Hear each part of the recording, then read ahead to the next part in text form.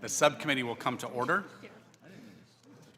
Thank you to the subcommittee members and certainly our witnesses today for joining us for the second Trade Subcommittee hearing of the 119th Congress. This hearing is another opportunity for members to articulate their trade priorities ahead of the significant steps we anticipate in the implementation of President Trump's America First trade policy in April.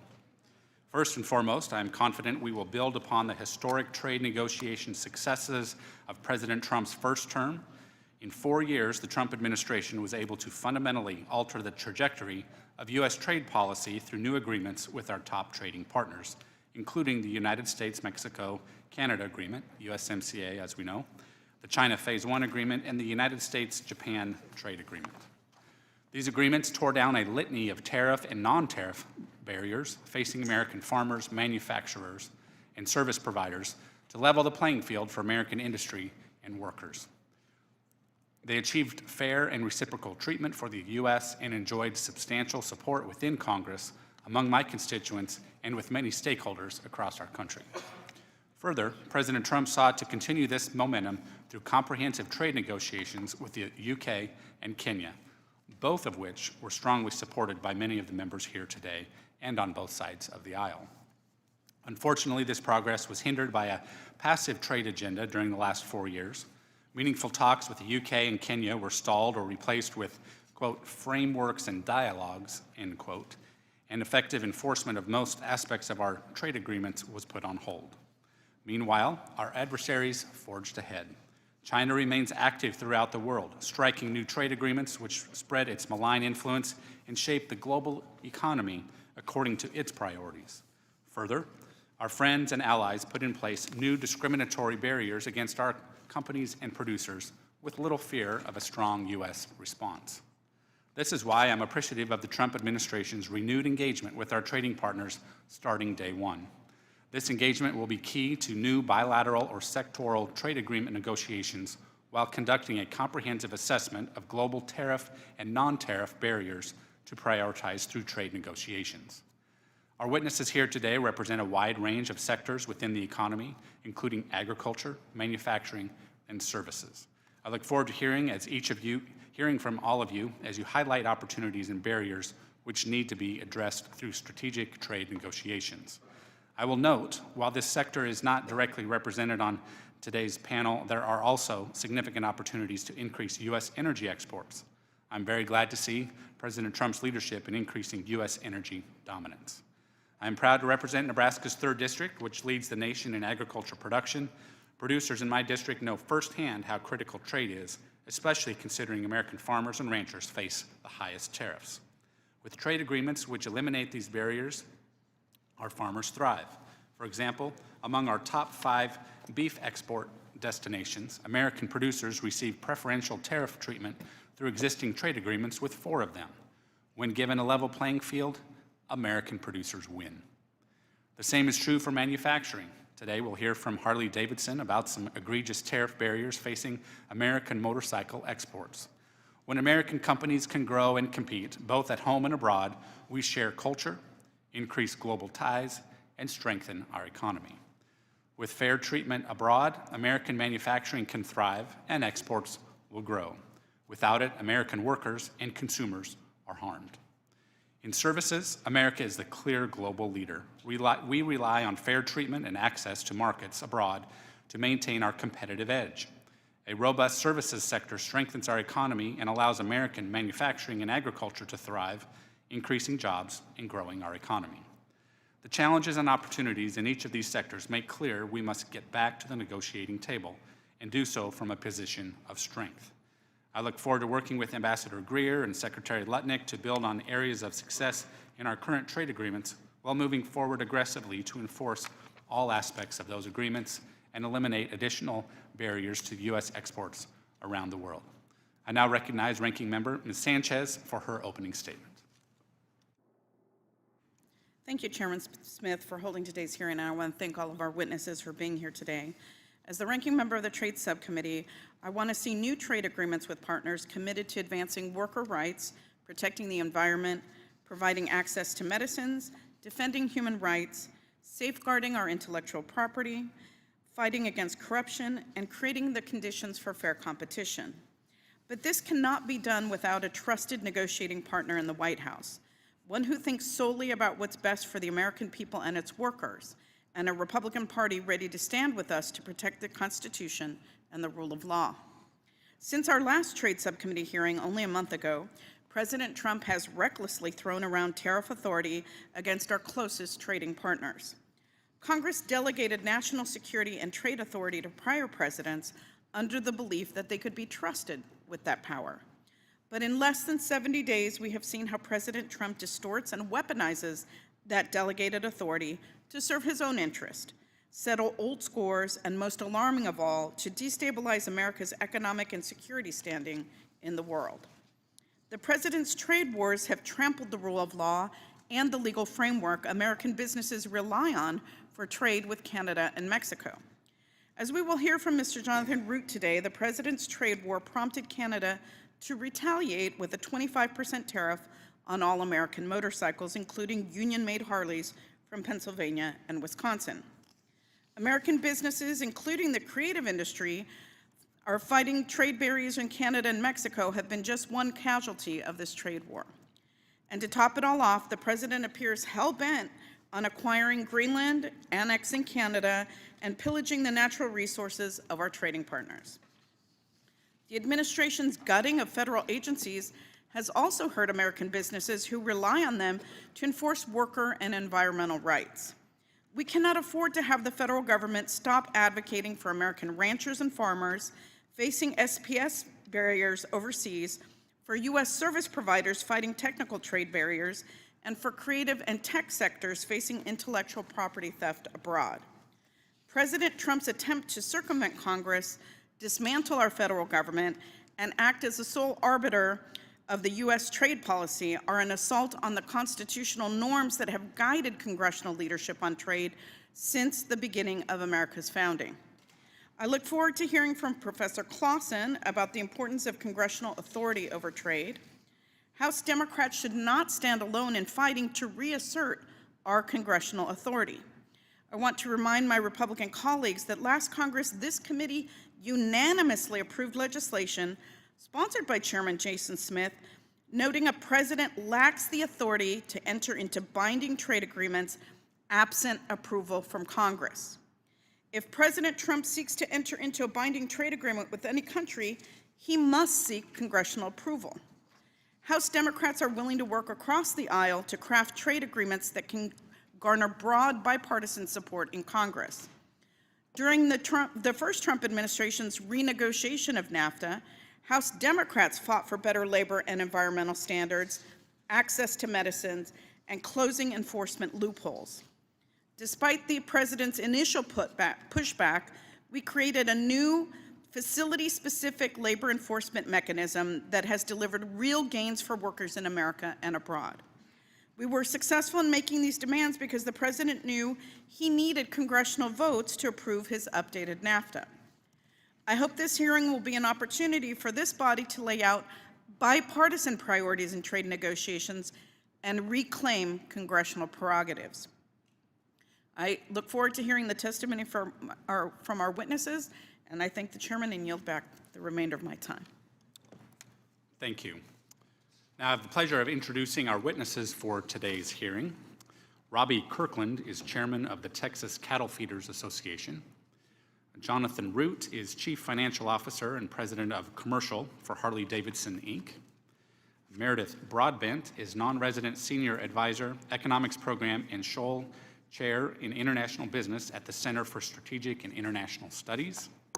Christine Bliss is president of the Coalition of Services Industries, and Kathleen Claussen is professor of law at the Georgetown University Law Center. Thank you all for sharing your perspectives, your insights, and certainly promotion of some great American products, whether it's beef or some motorcycles. Glad to say that Nebraska workers help that logo on those motorcycles shine all the more. There's great things happening across America right now, even amidst some of the struggles that exist. But I hope to, and I know we will hear good perspectives moving forward here from our witnesses as you can share your insights. The light you will see in front of you, green obviously means keep going, yellow means start to wrap it up, and certainly red means it's time for the next one. So Mr. Kirkland will begin, and you are recognized for 5 minutes. Thank you. Mr. Chairman and members of the committee, my name is Robby Kirkland, and I am the Vice President and General Manager of Kirkland Feed Yard, my family's third-generation farm, ranch, and feedlot operation near Vega, Texas. I'm also the chairman of Texas Cattle Feeders Association, where I'm a member. Our members feed and market 25% of the U.S. fed cattle. I'm here today on behalf of the National Cattlemen's Beef Association, where I serve as a board of director. NCBA has been the trusted leader and definitive voice of the U.S. cattle and beef industry since 1898, and I'm honored to share our perspective on the importance of international trade. The United States has some of the safest and most efficient production practices in the world, and we utilize science and technology to produce 18% of the world's beef, with 6% of the world's cattle, while generating only 2% of the U.S. greenhouse gases. Consumers at home and abroad trust U.S. beef.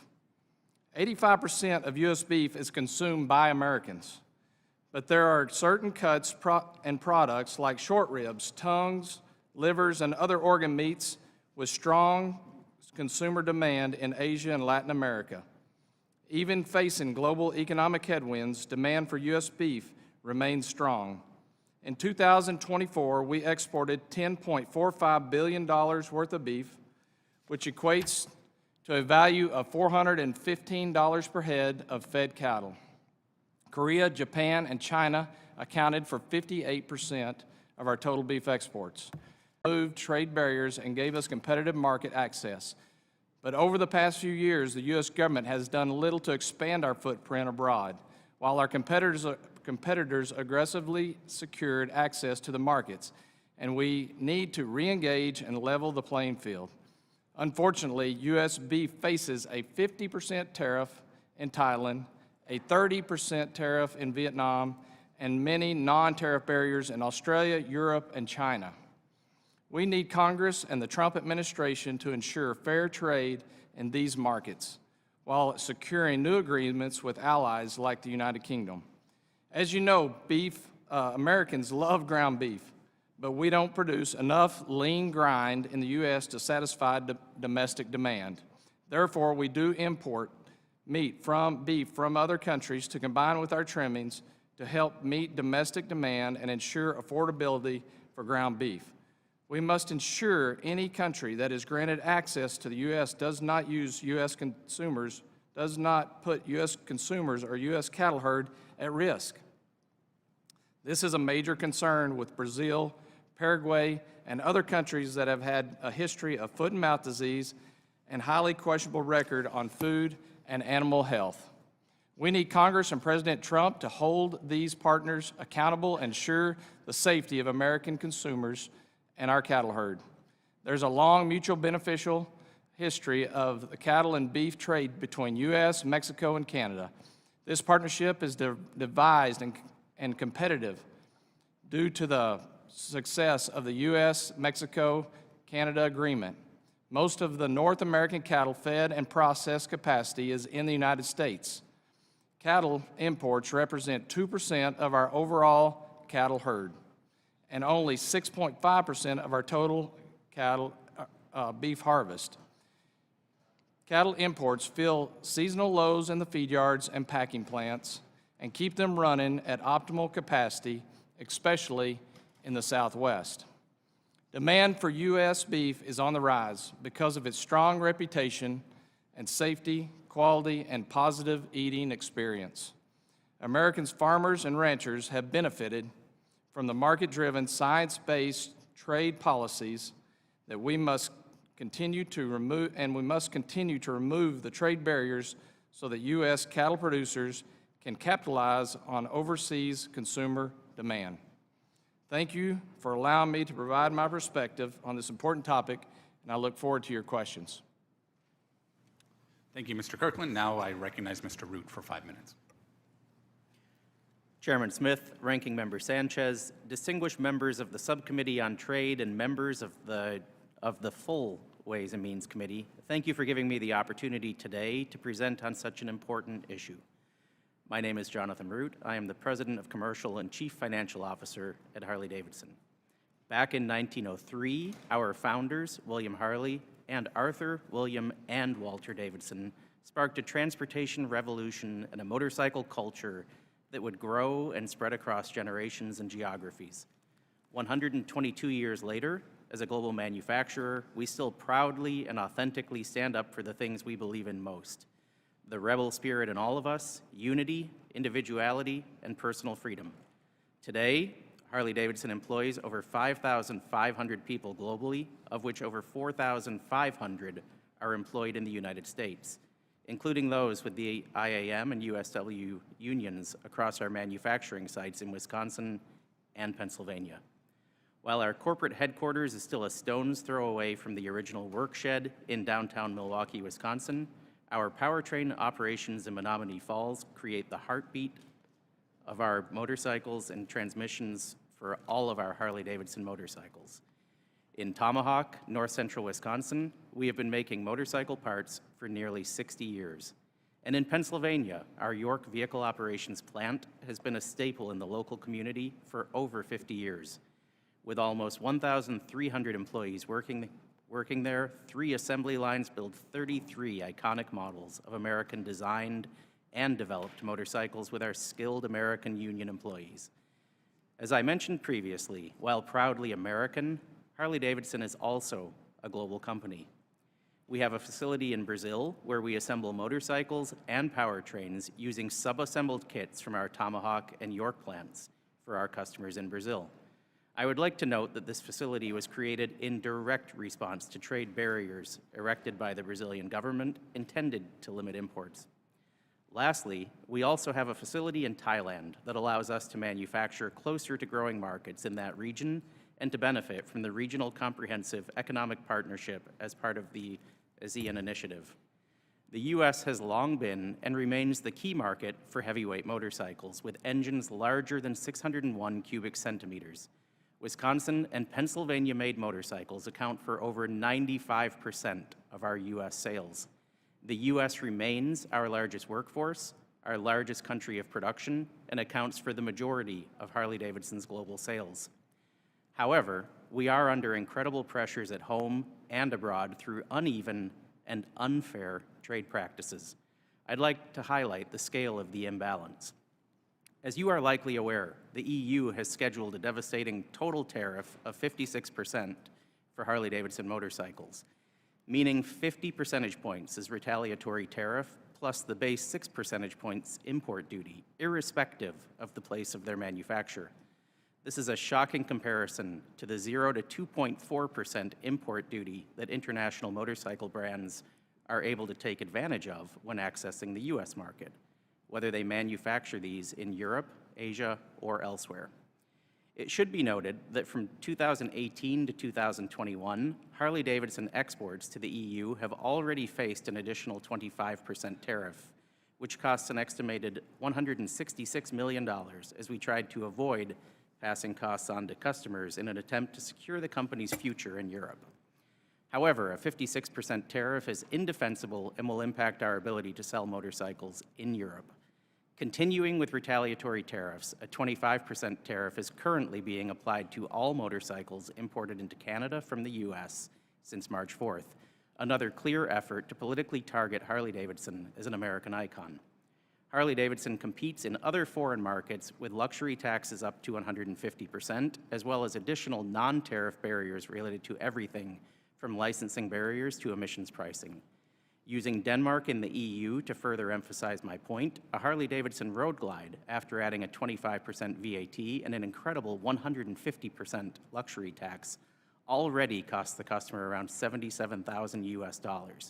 But should the EU's additional 50% retaliatory tariff be applied, this would balloon the price of this motorcycle in Denmark to an eye-watering $124,000, over 4 times the cost to a customer in the US, where this model starts from $28,000.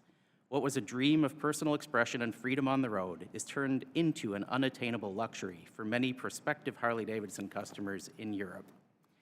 Turning to Asia, many customers levy high duties and high taxes on motorcycles coming from the U.S. as standard practice. A few examples of duties and taxes associated with U.S.-produced motorcycles follow. Thailand imposes a 60% import duty, a 30% excise tax, and a 7% VAT. Indonesia charges a 40% import duty, an exorbitant 95% luxury tax, and 12% VAT. Vietnam has an import duty of 40%, an excise duty of 21%, and 8% VAT. And India has historically imposed a 100% import duty on U.S. motorcycles, 3% excise duty, and 28% VAT. All the countries I mentioned as examples have no import duties on motorcycles from other ASEAN countries as part of negotiated trade agreements among those countries. Lastly, I would like to mention China, which also imposes high tariffs, 30% import duty, and 25% retaliatory tariffs, and 13% VAT, and a cascade of non-tariff barriers. Harley-Davidson supports a fair and reciprocal U.S. trade agenda with our trading partners. For too long, the trade policy imbalance has permitted manufacturers to use cheap labor, cheap duties from developing and emerging economies to enter the U.S. market at a distinct advantage over companies that remain dedicated to the American worker, like Harley-Davidson. While at the same time, our U.S.-made vehicles are met with huge import tariffs and other restrictions to enter other markets. My ask here today is a simple one, and that is fairness. It is very clear that Harley-Davidson is being discriminated against and politically targeted by the EU and Canada. Moreover, competitor brands should not be allowed to take advantage of low-cost manufacturing and preferential import duty when accessing the U.S. market. I want to thank the committee again for the opportunity to testify. As you continue your important work to create a more level playing field for American manufacturers, I remain at your disposal to share Harley-Davidson's experience and, most importantly, to help reduce barriers to American motorcycles and ensure fair treatment for our company. Thank you, Mr. Root. Ms. Broadbent, you're recognized for 5 minutes. Welcome back to the committee room. As a Ways and Means alumni staffer, welcome back. I appreciate it. Chairman Smith, Ranking Member Sanchez, and members of the committee, of the subcommittee, it's a privilege to speak with you about American trade negotiation priorities, an area of huge opportunity and responsibility. I'm currently a senior advisor, non-resident at the Center for Strategic and International Studies, and these views are my own. Trade negotiation priorities are front and center for the U.S. economy and for your constituents. Each of you brings to this debate a keen grasp of the impact of American trade policies on the workers and businesses and farmers in your district. Congress should work with the administration to pursue a comprehensive trade and investment agreement with the United Kingdom that includes tailored approaches to the challenging security, trade, and tech issues facing both countries. President Trump and Prime Minister Starmer have re-engaged on this, and the chairman's bill, H.R. 1743, sets out bipartisan goals and procedures. Further cementing bilateral trade relations with a close ally will give U.S. trade negotiators the opportunity to craft state-of-the-art provisions that reflect the similarity of our countries in terms of advanced industries, working conditions, and environmental regulations. A comprehensive trade agreement will have the added benefit of clearly re-legislating congressional digital trade negotiating objectives that have been undermined internationally by the previous administration's decision to retreat on these issues at the WTO. Current geopolitical tensions push the U.S. and the U.K. to rely less on China as an export market and source of imports. Industrial supply chains in both countries are reorganizing. The UK faces conflict in Europe, and China has aligned with Russia against key US and UK national security interests. China floods world markets with excess manufactured products such as EVs, solar panels, and batteries, and is coming online with a large volume of subsidized aircraft. Manufacturing in the US and UK industrial towns has been swamped. The two governments have the opportunity to construct a common trade remedy response mechanism to address non-market economy trade practices resulting in overcapacity being dumped onto world markets. Since Brexit, the UK has pushed hard to conclude trade agreements. It has recently been accepted as the first new member of the Comprehensive and Progressive Trans-Pacific Partnership. Commanding the world's largest consumer market, the U.S. remains the world's most sought-after trade agreement partner. Moving ahead now with a strategically chosen partner capitalizes on this advantage. As other economies grow and develop over time, the U.S. advantage will decline. Moving ahead now would best position the U.S. to achieve its job-creating objectives. Concluding an agreement with the U.K. would rejuvenate American influence and over trade and regulation. Grassroots frustration with heavy-handed regulation is at least rhetorically behind Brexit and figures prominently in British politics. The UK maintains legacy regulations from its prior membership in the EU. Virtually all exporting sectors of the U.S. economy, including agriculture, services, and manufacturing, see an agreement with the UK as an opportunity to innovate in regulatory cooperation on standards and product approvals. According to U.S. industry, many UK regulations are unnecessarily restrictive, non-science-based approaches that, for example, require U.S. manufacturers to ban or impose costly restrictions on substances based on possible but unproven risk. In joining CPTPP, the UK has taken a step toward embracing the USMCA model of respecting WTO TBT principles for determining legitimate international standards. This model, defined by domestic procedures for adequacy and mutual recognition, is the most constructive path for opening the UK market to many U.S. exports. U.S. and UK negotiators should focus on 4 goals: building on USMCA, the provisions of which are road-tested and agreed to on a bipartisan basis in the U.S., and they stand as state-of-the-art for trade agreements globally. Promoting innovative mechanisms to harmonize and improve selected regulatory procedures in the UK, which currently adheres largely to EU regulatory practice, where goals of consumer safety are the same, as they almost always are, but tough domestic politics resist harmonization of regulation. Mutual recognition of each other's standards will be important. Reaching agreement between the world's 2 most digitally intensive economies on rules for data flows, a sector that will drive the future of both economies, is critically important. These rules can then be replicated globally. And finally, we should achieve a meeting of the minds with the UK on a fair and transparent trade remedy mechanism for protecting both countries' industries from harmful non-market economy practices. The overall benefit of a US-UK trade deal is simple and obvious: improving the security and economic prospects of US and UK citizens and workers in the global economy.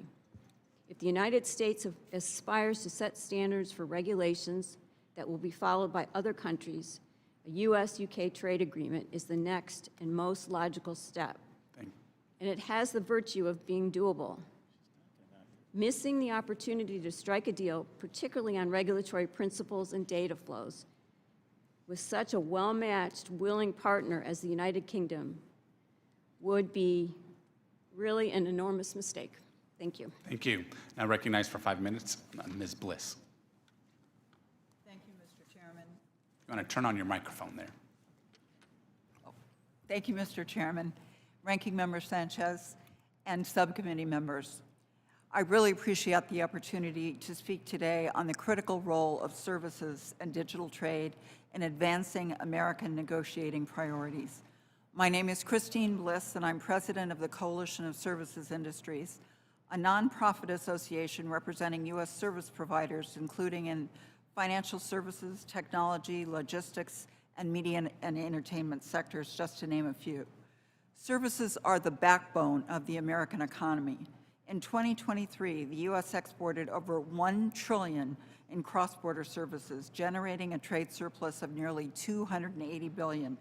and U.S. services exports are 68% of gross U.S. exports. Even more significant are revenues from services delivered through foreign offices, which reached $2.1 trillion. Just as important, services are critical to supporting U.S. agriculture and manufacturing through logistics, financing, insurance, cloud services, digital payment services, and even soil testing and animal health monitoring. These services are critical for delivering manufactured goods and agricultural products and livestock worldwide. Services are increasingly delivered through digital means, which means we need trade frameworks not only for services, but for digital as well. High standard services and digital trade disciplines should be central to future U.S. trade agreements. Without them, the rise of global trade barriers threaten the U.S. competitive advantage in services and digital trade and our leadership in key technologies like AI. Just to give you an example, the OECD that tracks trade restrictiveness has documented a 25% increase in trade barriers to services and digital trade since 2013. The USMCA and the U.S.-Japan Digital Trade Agreement should be the building blocks for new agreements. Digital trade disciplines should include promotion of cross-border data flows, a prohibition against forced data localization, protection of source code and algorithms, and a ban on discrimination against U.S. digital content. It should also include a permanent ban on custom duties on electronic transmissions. The U.S. should also actively push back against discriminatory digital sovereignty requirements, digital services taxes, discriminatory online streaming legislation, and AI regulation that would undermine U.S. competitiveness. We should ensure that foreign governments accord fair treatment to U.S. technology firms and to electronic payment services providers. Disciplines on services, financial services, and investment should build on USMCA commitments, including the removal of foreign equity limits. In terms of priority markets, the UK should top the list of candidates for a comprehensive trade agreement, as noted in the chairman's bill, with high standard commitments on services, financial services, and digital trade, offering a robust template for other U.S. trade agreements. Moreover, the U.S. and UK have a strong and balanced bilateral trade relationship. With respect to India, the U.S. should prioritize the removal of persistent services and digital barriers and press forcefully for fair and equitable treatment of U.S. services and digital providers, greater market access, and India's support for extending the WTO e-commerce moratorium. On China, the U.S. government should enforce outstanding services commitments under Phase 1, particularly licensing of EPS services providers and services of U.S. and purchases of U.S. services. Another major concern is that as bilateral tensions have grown, Beijing has applied selective pressure to U.S. companies, seeking to intimidate them through targeted regulatory enforcement and anti-monopoly investigations. The U.S. government should address these in trade negotiations. In the USMCA review, the U.S. should work with Canada and Mexico to strengthen the agreement while addressing major trade frictions. These include Canada's DST and C11 audiovisual content legislation, and Mexico's concerning retroactive interpretation of its VAT tax, as well as its unfair treatment of U.S. electronic payment services and telecommunication providers. Regarding Korea, the U.S. should press for elimination of services and digital barriers, such as restrictions on cloud services, data localization, and discriminatory legislation and regulation with regard to platforms. The U.S. should also, and I want to pause here because I'm switching gears to sectoral agreements, the U.S. should also consider pursuing a new high-standard digital and services trade deal with like-minded partners such as Australia, Japan, Singapore, the UK, and Costa Rica. Such a plurilateral agreement could provide an affirmative, rules-based counterpoint to China's mercantilist trade approach. Finally, we urge the administrations to secure the extension of the WTO moratorium on e-commerce duties and to positively re-engage in the WTO JSI e-commerce negotiations. We stand ready to support your efforts in ensuring American services and digital trade rank high among American negotiating priorities. I thank you, and I look forward to your questions. Thank you. And I recognize Ms. Claussen for 5 minutes. Chairman Smith, Ranking Member Sanchez, and members of the subcommittee, thank you for the opportunity to appear before you today. I will address the importance of cooperation between the legislative and executive branches in an across-the-board trade agreement agenda. Trade agreements have long served important functions in our nation's history. From the earliest days, the United States has pursued treaties and other forms of agreements with its trading partners for multiple purposes. Trade agreements have been complements to other tools in the economic, regulatory, security, and foreign policy toolkits. Congress has had and continues to have a critical role in this exercise. Primarily, Congress tasks the executive branch with negotiating agreements and often approves those agreements that the executive seeks to enter. The cornerstone in that relationship has always been Article 1, Section 8 of the Constitution, which provides that Congress shall have power to lay and collect taxes, duties, imposts, and excises, and to regulate commerce with foreign nations. Given their political significance, large free trade agreements have occupied considerable time and attention, both among members of Congress and in the eyes of the public.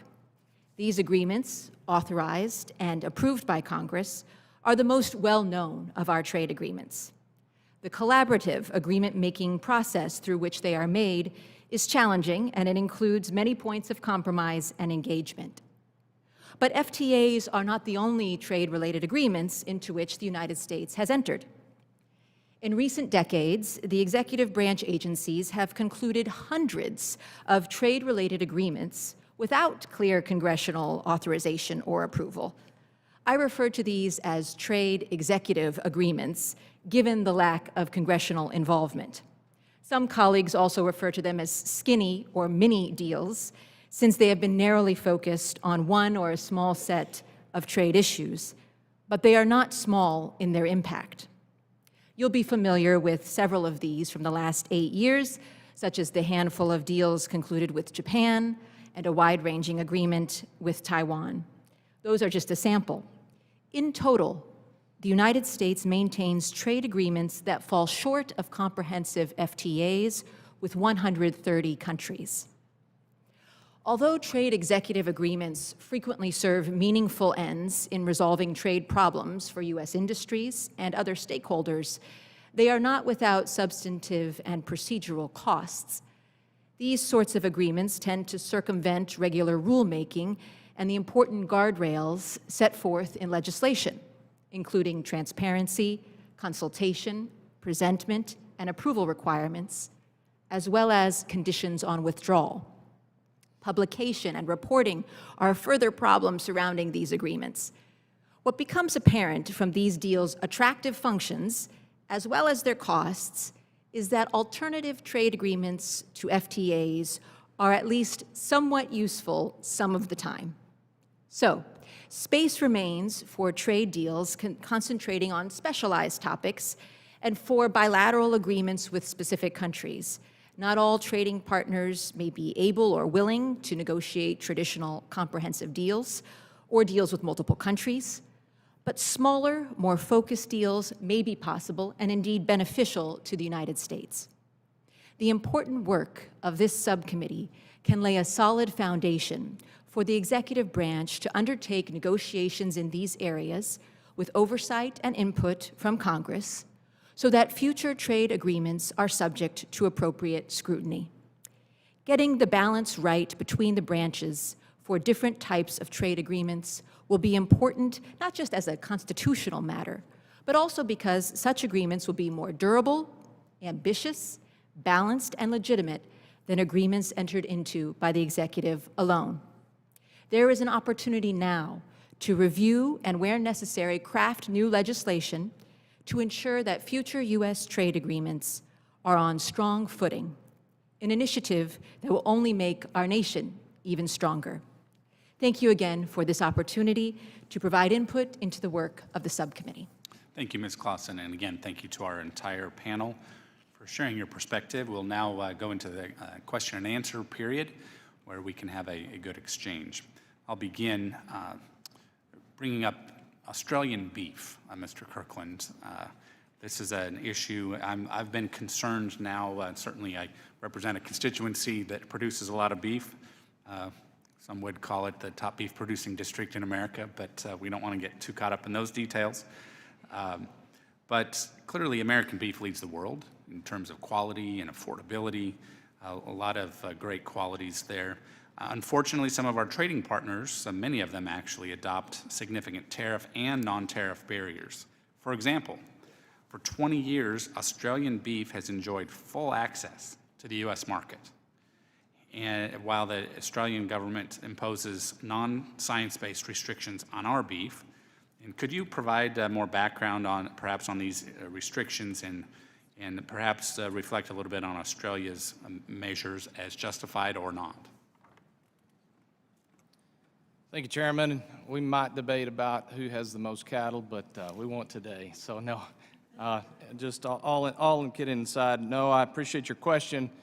And to give you that insight, so for the last 20 years, Australia has sold roughly $29 billion worth of beef to American consumers.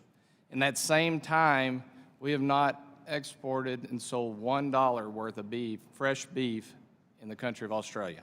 That's a clear-cut differential.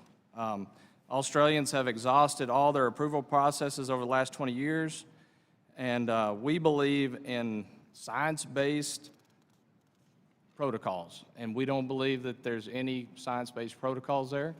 We fully believe that U.S. deserves full access to the Australian market. Clearly an imbalance, and I appreciate that. Moving on to UK, Ms. Broadbent, I know that there's been a lot discussed about a potential trade agreement with the UK. There's some concern about UK kind of reverting back to more EU-style regulations, certainly inconsistent with what I would say the voters of the UK ultimately decided on some time ago. But would you agree that the possibility exists that the UK might move closer to EU standards and perhaps the risk associated with that, perhaps whether it's agriculture or even digital? Yeah, appreciate that. It is a big risk, I think, and I guess my point would be this is the time for us to negotiate with the UK because they're sort of sitting on a bit of a pivotal spot in the sense that Brexit happened 5 years ago. They've really wrestled with what the EU retained law is in the UK. There's been a lot of talk of a reset back with Brussels now that there's a new Labour government in the UK. And the EU will try to demand realignment so that the UK is basically implementing UK regulations. And that's not good for US interests. I think we have a chance here to work with the UK on some more constructive procedures on mutual recognition and just exchanging viewpoints on how we regulate, trying to find the least intrusive ways to do it. And I don't think Brussels regulation is really something that the UK should aspire to, and I think the US negotiators can make a great case for working together with the UK to be a little bit less than the heavy-handed nature of Brussels regulation. Would you say there's some opportunities perhaps on leveling the playing field on agriculture? Absolutely, because that's a huge break on our exports into both the UK and Europe, because the UK has a lot of legacy EU regulations, and particularly in beef and so forth. And so this would be one of the things the U.S. would be interested in, and it's a give and take in a negotiation. But I think we have a huge opportunity for making mutually advantageous concessions to each other on things.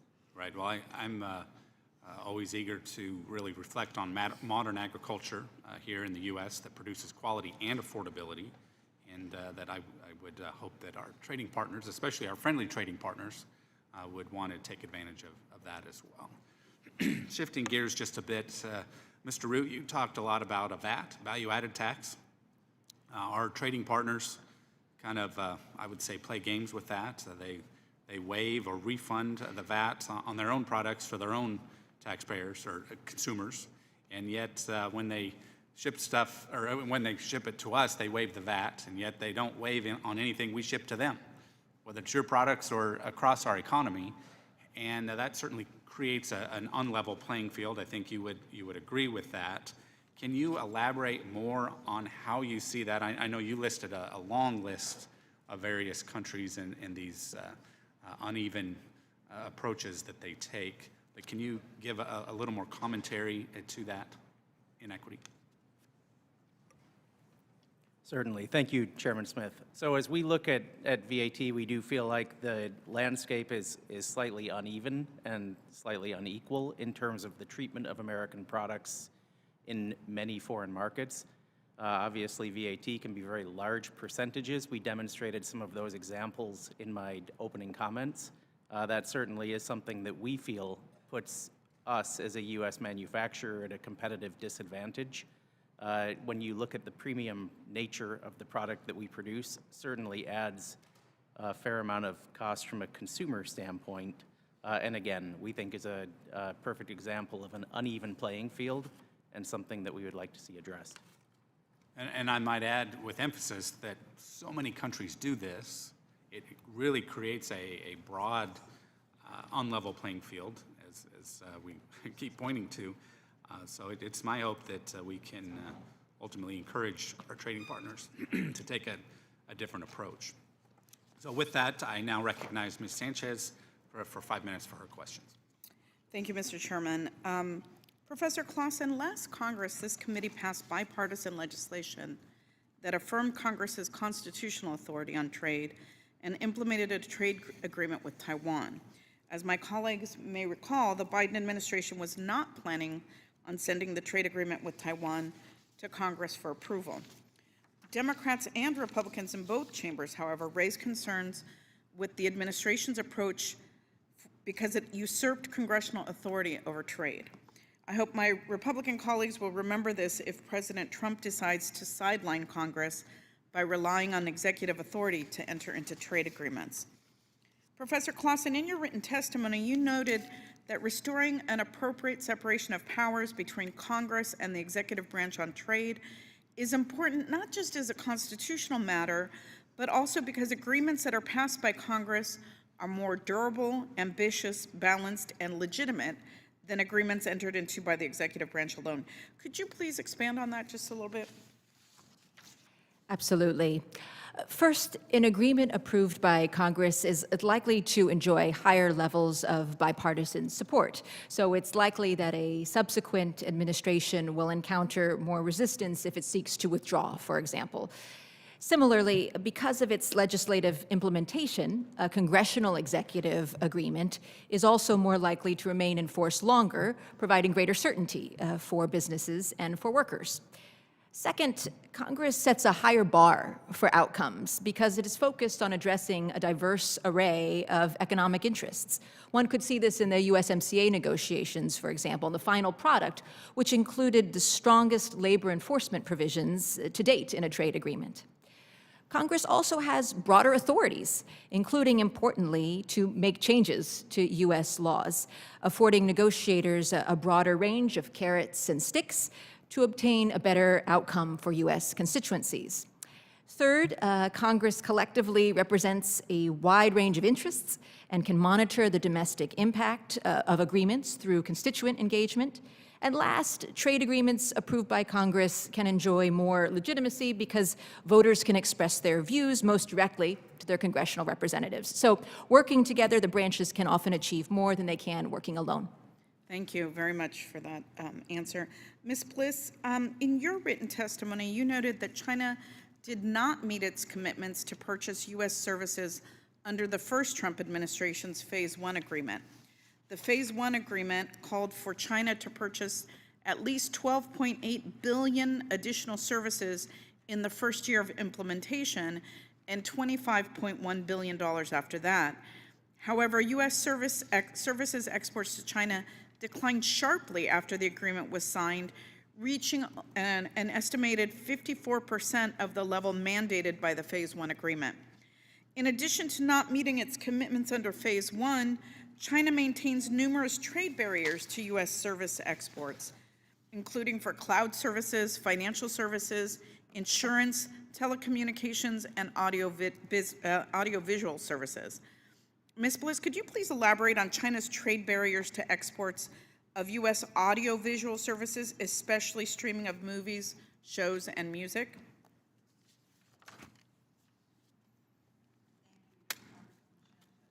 Use your microphone, please. Thank you, Congresswoman Sanchez. Yes, I absolutely would agree with you that China is very deficient in meeting its Phase 1 commitments. And with respect to audiovisual, what they have failed to do is to increase the number of movie releases that they're bound to do under the previous binding agreement. And also the percentage of revenue is supposed to increase as well. So I think from the standpoint of U.S. industry, it's critically important that we hold their feet to the fire on both issues. And I think previously we had viewed this as potentially low-hanging fruit. So it's a real shame. It's a missed opportunity. So I absolutely would agree with you that this is an important issue to address, along with the other myriad barriers. And if I can just mention, one of the things that we're particularly concerned about is the level of harassment that's going on of U.S. companies right now. Okay, thank you.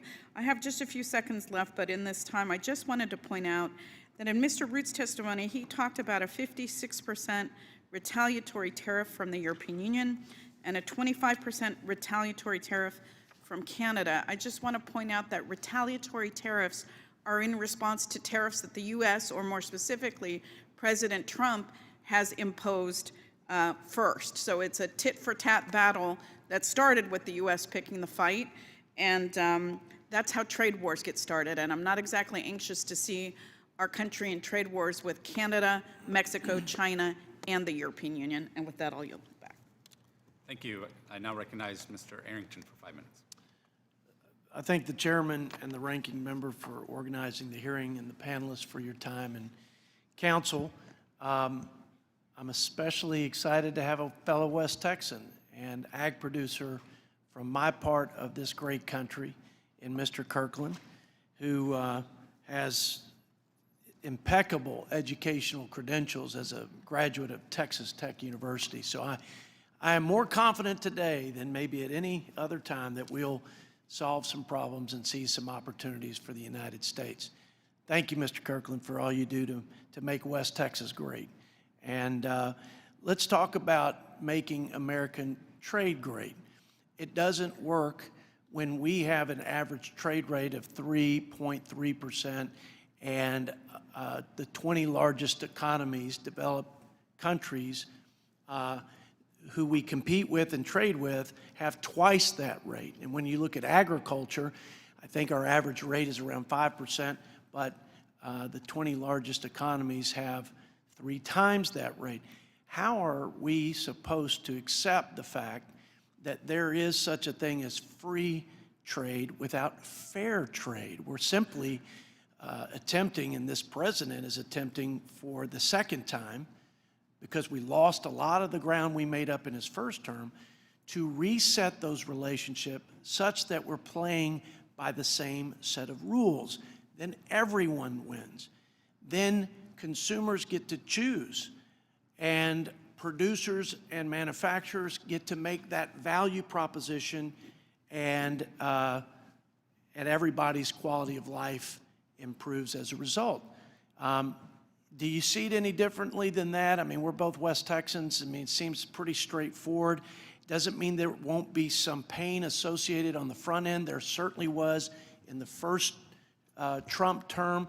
But as I recall, he was successful at bringing those trade partners to the table. And in fact, because of the actions and leadership that he demonstrated, the same posture he's taking today, we were able to negotiate trade deals with 5 countries that represent over 50% of our export markets. Now that's success in West Texas. I don't know about any other part of the country. What say you, Mr. Kirkland, my fellow Texas Tech Red Raider? Well, thank you, and Reckham. So, Sweet 16, baby. yeah, that's right. Here we go. Here we go. Okay. But I do agree. We do appreciate what what President Trump did in his first term. He opened some doors. He opened doors in China where we hadn't traded for 20 years, possibly. And so he opened doors, and then, like I said, over the last 4 years, there has been just not as much aggression there, and so it's time to step up to the plate, in our opinion.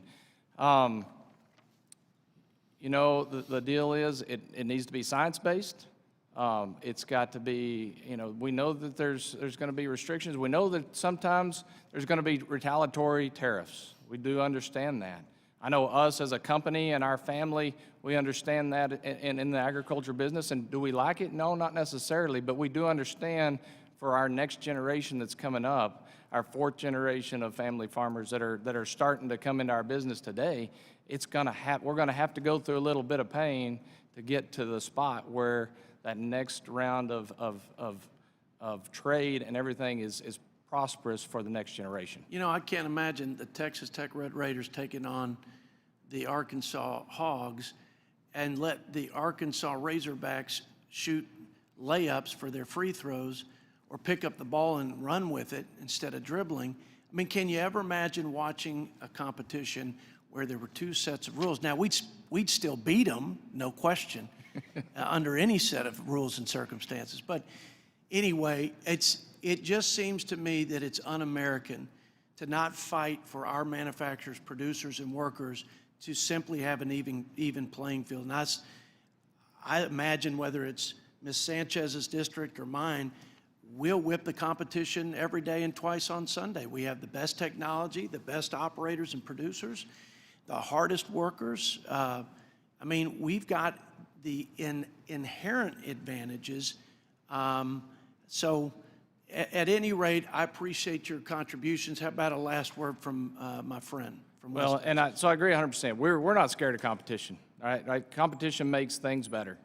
And so that's what we believe, and just like you said. And so we just want a fair playing field, and let's, you know, that way people can enjoy the great beef that we produce all across our country, Nebraska, Kansas, Texas, all across, and Iowa, you know, across the feeding country, because people in this world, we know, love American beef.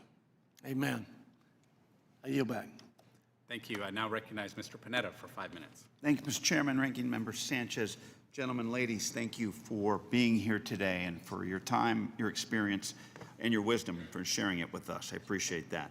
I want to especially highlight this second hearing, thank you, Mr. Chairman, in which we're actually discussing trade negotiation priorities and what I hope is laying the foundation for the United States to return to entering into free trade agreements. Mr. Kirkland, I agree with you. Show a little more aggression when it comes to entering into these agreements is something that needs to be done in order to reduce both tariff and non-tariff barriers to trade. Now, as much as I appreciated the last administration's frameworks, they are nothing compared to agreements, which can open up new markets for our producers and manufacturers, establish enforcement mechanisms, and ensure that American goods are treated fairly. And we get to these agreements, though, through serious, difficult, and complicated negotiations. That's why you negotiate. Fortunately, what we've seen, especially politically, is that trade has become a four-letter word. And based on those politics, there's been a sharp decline in the negotiations that can lead to agreements, and also a decline in, obviously, the number of agreements, not just in the last 4 years, but in the last couple decades. Yes, the Biden administration not only didn't even enter into any agreements, it failed to take legitimate steps towards any agreement. The first Trump administration struck 1, USMCA, the Obama administration struck 3, and the Bush administration, 13 free trade agreements. 13 free trade agreements under the Bush administration. Now it appears we have, unfortunately, an administration that, although they've shown an interest for agreements, the only T word they're using is for tariffs. This inconsistent shoot now, aim later approach on tariffs tangibly undermines our ability to work with partners and expand trade. And small businesses are getting caught in the crosshairs. A perfect example is what happened to one of my small food distributors in my district, simply because their shipment got stuck in traffic at the Mexican border. Their goods entered the U.S. only 16 minutes after President Trump's Mexico tariffs went into effect, And then 3 days before, there was an exemption for USMCA compliant goods. And now this small business is facing a $38,000 bill from CBP, something we're working to remedy. Tariffs on our closest partners also undermine faith in negotiations and poison the relationships that we need to advance trade agreements. Additionally, tariffs increase input costs and expose U.S. industry and producers to crippling retaliatory tariffs, as we've talked about, which can shut down markets that are vital to our economy. The administration's tariffs are also, I believe, and I think many of us should believe, are an overreach of executive power, and Congress must reassert its role in trade policy, both to mitigate these damaging tariffs and to affirmatively shape the trade agenda going forward.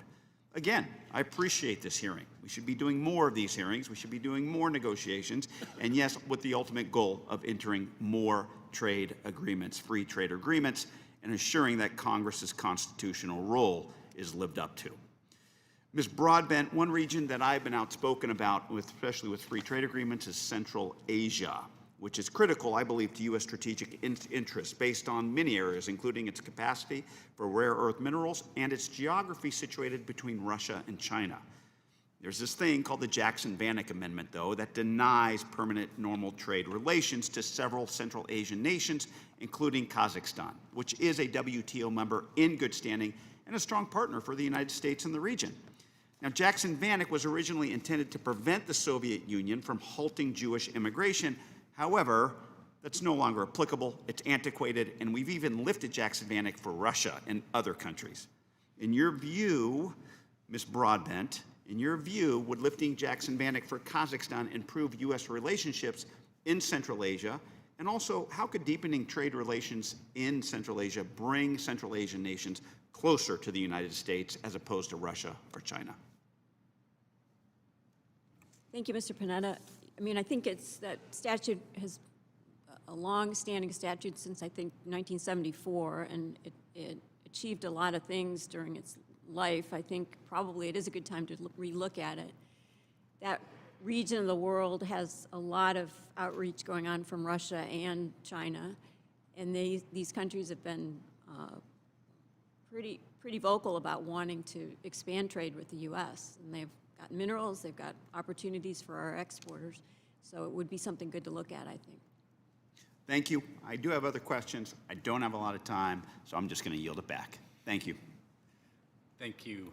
I now recognize Ms. Miller for 5 minutes. Thank you, Mr. Chairman and Ranking Member Sanchez, and thank you all for being here today. This can be an exciting time for trade, and my colleagues and I in the Ways and Means Committee are ready to invigorate American manufacturing and engage with our international partners to get moving on trade negotiations again. I agree absolutely with Mr. Panetta about Jackson-Vanik and what we need to do in Central Asia, that particular area. So now I'll speak about the Indo-Pacific. The Indo-Pacific is an essential strategic foothold to combat China's quest for global economic dominance. The economies of the Indo-Pacific are rapidly developing. The growing personal wealth of the citizens in the Indo-Pacific provides more export opportunities. The advances in the region's manufacturing sector enables us to diversify our supply chain away from China. Unfortunately, we are falling severely behind as China makes significant strides. While the United States has not concluded a single trade agreement with an Indo-Pacific partner in more than 10 years, China has concluded negotiations with the Association of Southeast Asian Nations to enhance their massive free trade area in October of 2024. This is why I reintroduced the U.S. trade leadership in the Indo-Pacific Act with several of my colleagues on this committee. This bill will make significant inroads to further our partnerships in the region. Mr. Root, as you are aware, our lack of engagement in the Indo-Pacific has left the door open for these nations to stifle bilateral trade by imposing significant trade barriers on American products. This includes remarkably steep tariffs on Harley-Davidson motorcycles. Could you speak to the importance of the Indo-Pacific as an export market, And what can Congress do to overcome these barriers that are currently in place? Thank you, Congresswoman Miller. As we look, we certainly believe that Asia-Pacific presents a significant opportunity over the midterm and the long term from a Harley-Davidson perspective. As we look, we recognize that there are unique trade pacts that are in place that certainly provide some benefit to those who manufacture within that region. Many of our competitor brands have plants in Thailand that certainly ensure low tariff access to those ASEAN markets. Many Asian nations' trade agreements allow exports from Thailand into those markets duty-free, and that does provide certainly a significant advantage for them and a disadvantage for direct exports from the U.S. into those markets. We obviously do ask for, again, a level playing field that gives American workers the ability to export their products with equal treatment. Thank you. And as we engage in these important trade negotiations, it's important that we work to strengthen the emerging sectors of our economy, particularly in the digital services economy. President Trump and my colleagues on both sides of the aisle are keenly aware of the unfair treatment the United States technology companies are facing by even our closest allies, including Canada and South Korea. It's pertinent that we put a stop to this and to ensure that our future agreements adequately protect U.S. companies from harmful policies. Ms. Bliss, what provisions should we include in our future trade agreements to make sure that our digital and service companies are adequately shielded from unfair treatment? Thank you, Congresswoman Miller. I agree with you. It's a very, very serious problem. And I think, first and foremost, data flows underpin all digital and services, virtually all services trade. So I would say that that is one very key element we need to see in all of our trade agreements. Secondly, we need to see a prohibition on data localization, which often is coupled with restrictions on data flows. And third, and perhaps most importantly, we need to see a strong non-discrimination provision, which really goes to the core of your question. And whether you're looking at India in the case of the Indo-Pacific, or you're looking at Korea, one of our closest allies, I think having a strong non-discrimination provision is absolutely essential that we include in our agreements. And particularly in Korea, where we're facing legislative proposals, regulatory proposals for discriminatory online platform regulation. I think it's essential that that happen there, and also that we're frankly facing, both in Korea and China, harassment of U.S. firms through regulatory and unfair regulatory and enforcement actions. So I would say those three provisions are probably very, very key in terms of negotiating and resolving those issues. Thank you so much. We've used up our time. Thank you. Thank you. I now recognize Ms. Delbene for 5 minutes. Thank you, Mr. Chairman. I want to thank all of you for being with us today. As I said during our last trade hearing, Republicans on this committee need to speak up and work with us to support Congress's authority on trade and taxes. Right now, President Trump is attempting to impose the largest tax increase in over 30 years on the American people through various tariff hikes, which consumers ultimately pay for without a vote in Congress. In fact, Republicans snuck a hidden provision into the vote schedule 2 weeks ago that effectively surrendered Congress's role in setting taxes and tariffs on the American people to Trump. And this made it so House Republicans didn't have to vote directly on whether to keep Trump's tariffs on Canada and Mexico in place.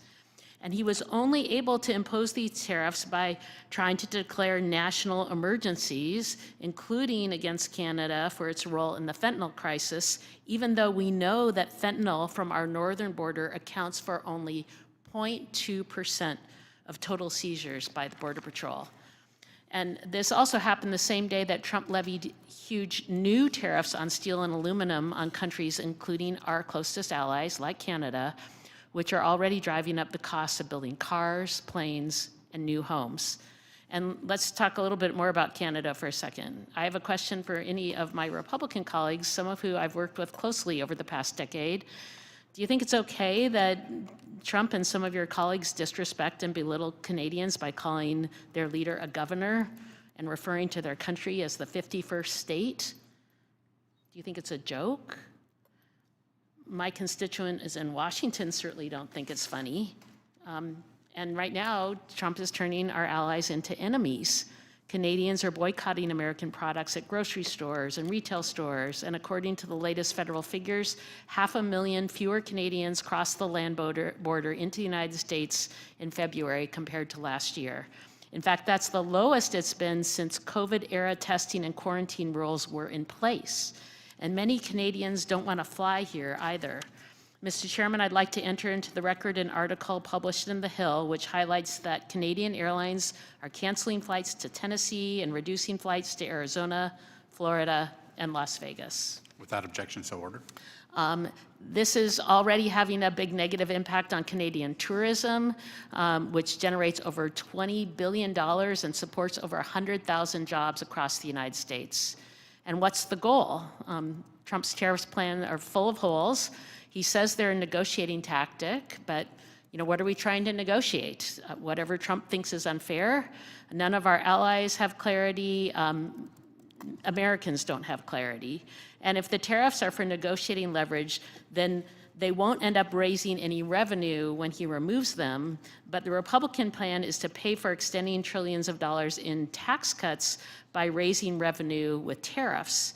So Republicans want to pass big tax cuts, which mostly benefit the wealthy, pay for a small portion of those tax cuts by gutting health care and food support for low-income people who use Medicaid and SNAP, and then balloon our already $36 trillion deficit because the supposed tariffs won't actually be in place for enough time to raise any revenue.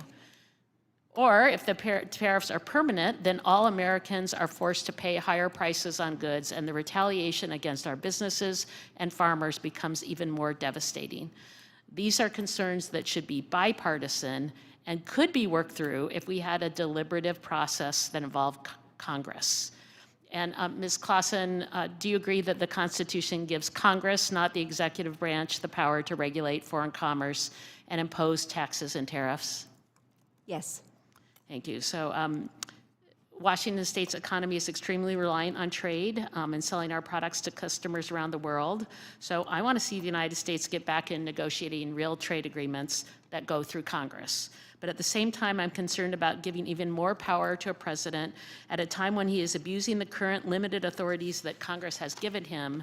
And I also wonder what the point of entering into trade agreements is, like we did with bipartisan USMCA, if Trump can blow up the deal by imposing sweeping tariffs on Canada and Mexico.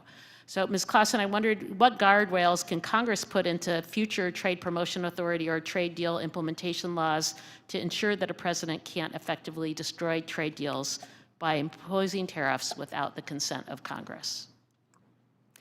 Very briefly, thank you, Congresswoman. There are a number of approaches that the subcommittee could consider.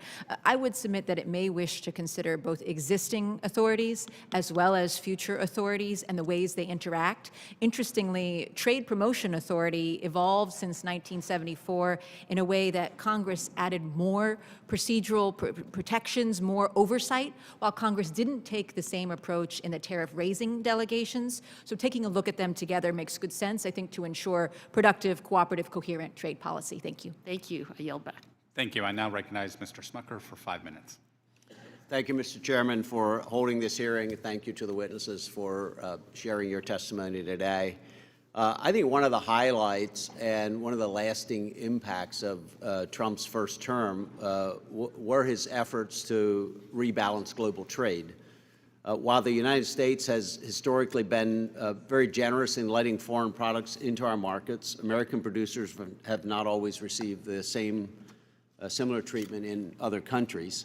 Instead, U.S. products have faced exorbitant tariff rates and unfair discrimination, sometimes by even some of our closest allies. And as I said, in his first term, President Trump conducted trade negotiations that meaningfully opened foreign markets and resulted in real successes. such as the USMCA, the U.S.-Japan trade agreement, and others.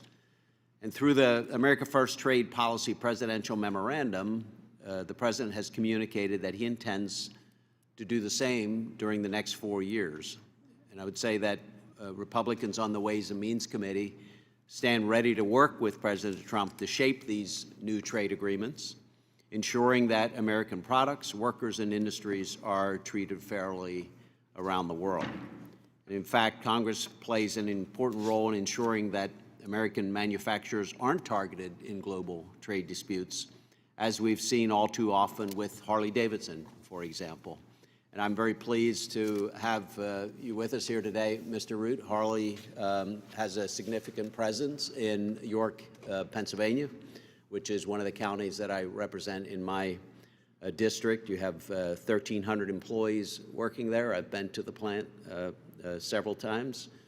3 assembly lines, friends of mine who work there, and they're crafting 33 different models of motorcycles, and we appreciate the commitment to our region and the job creation there. And as you outlined in your testimony, as an iconic American company, Harley-Davidson motorcycles are often targeted by foreign tariff regimes, so-called luxury taxes and other non-tariff barriers. So, Mr. Root, if you had a magic wand, what policy solutions, what trade measures would you recommend, or would you implement, or would recommend that Congress pursue to help level the playing field for Harley-Davidson and for other U.S. exporters in foreign markets? Thank you, Congressman Smucker. As we look, we certainly believe that any trade agreement must have enforcements and reciprocal duties, minimize non-tariff barriers, things like excise taxes, luxury taxes that we've talked about, and enforce country of origin requirements. We certainly aren't asking for protectionism, but rather fairness. Thank you. Can you outline some of the most significant tariff barriers that you face in key markets like the EU and in India? Certainly. And maybe also how that affects your bottom line and how that affects your operations. Certainly. So some of the things that we've talked about are very high tariff treatment in select markets in terms of products that we export from the U.S. That includes the 100% tariff we talked about in India. It includes the 6%, which could go to 56% from an EU perspective. We talked about the situation in Denmark and some of the luxury taxes that get passed along. So many elements for us to think about. In addition, there are a number of non-tariff barriers that countries place on our products. These include special licensing requirements for certain size motorcycles. So there are a number of very obvious ways that we feel we are certainly targeted, and then there are some elements that are a bit more creative. Well, as a member of the U.S.-UK interparliamentary group, there's so much that we could do to be working together and improve our economic partnership. And I hope that we get to that with the Trump administration. Certainly, we didn't see that with the Biden administration. And so we're hopeful that we see those kind of negotiations take place. Manufacturing is one of the top industries in my district, most of it focused on agriculture, which is also a top industry. And although it may not be top of mind, digital trade is integral to this type of production, with traditional industries like manufacturing receiving 75% of the value added by data flows. Ms. Bliss, can you explain how digital trade rules in trade agreements enhance manufacturing and enable us to make more things in America? Your microphone isn't on, but Thank you. the time is limited. Thank you for that question. Just very quickly, it's absolutely essential because, as in the case of most sectors in the economy, they increasingly are digitized. And what that means is a combination of services and digital technologies. So for manufacturing, it's everything from design and research at the front end to robotics on the factory floor and big data flows and analysis, to insertion of chips in the equipment itself to ensure its safety and operation, to after sales and service, transportation, financing. Thank you. Thank you, Mr. Chairman. Thank you. And now we will go, as is typical, a 2-to-1. And so I'll now recognize Mr. Murphy, and then Mr. Duggo will be recognized after that. Thank you, Mr. Chairman. Thank you all for the witnesses for coming today. We're obviously in different times when it comes to trade in our country. Sadly enough, I think the Band-Aid, fortunately, rather, has been ripped off of what have been predatory practices from some of our partners, but a lot of our adversaries. Unfortunately, little progress, if any, was made during the last administration. We would have meetings in here, and literally nothing was being done.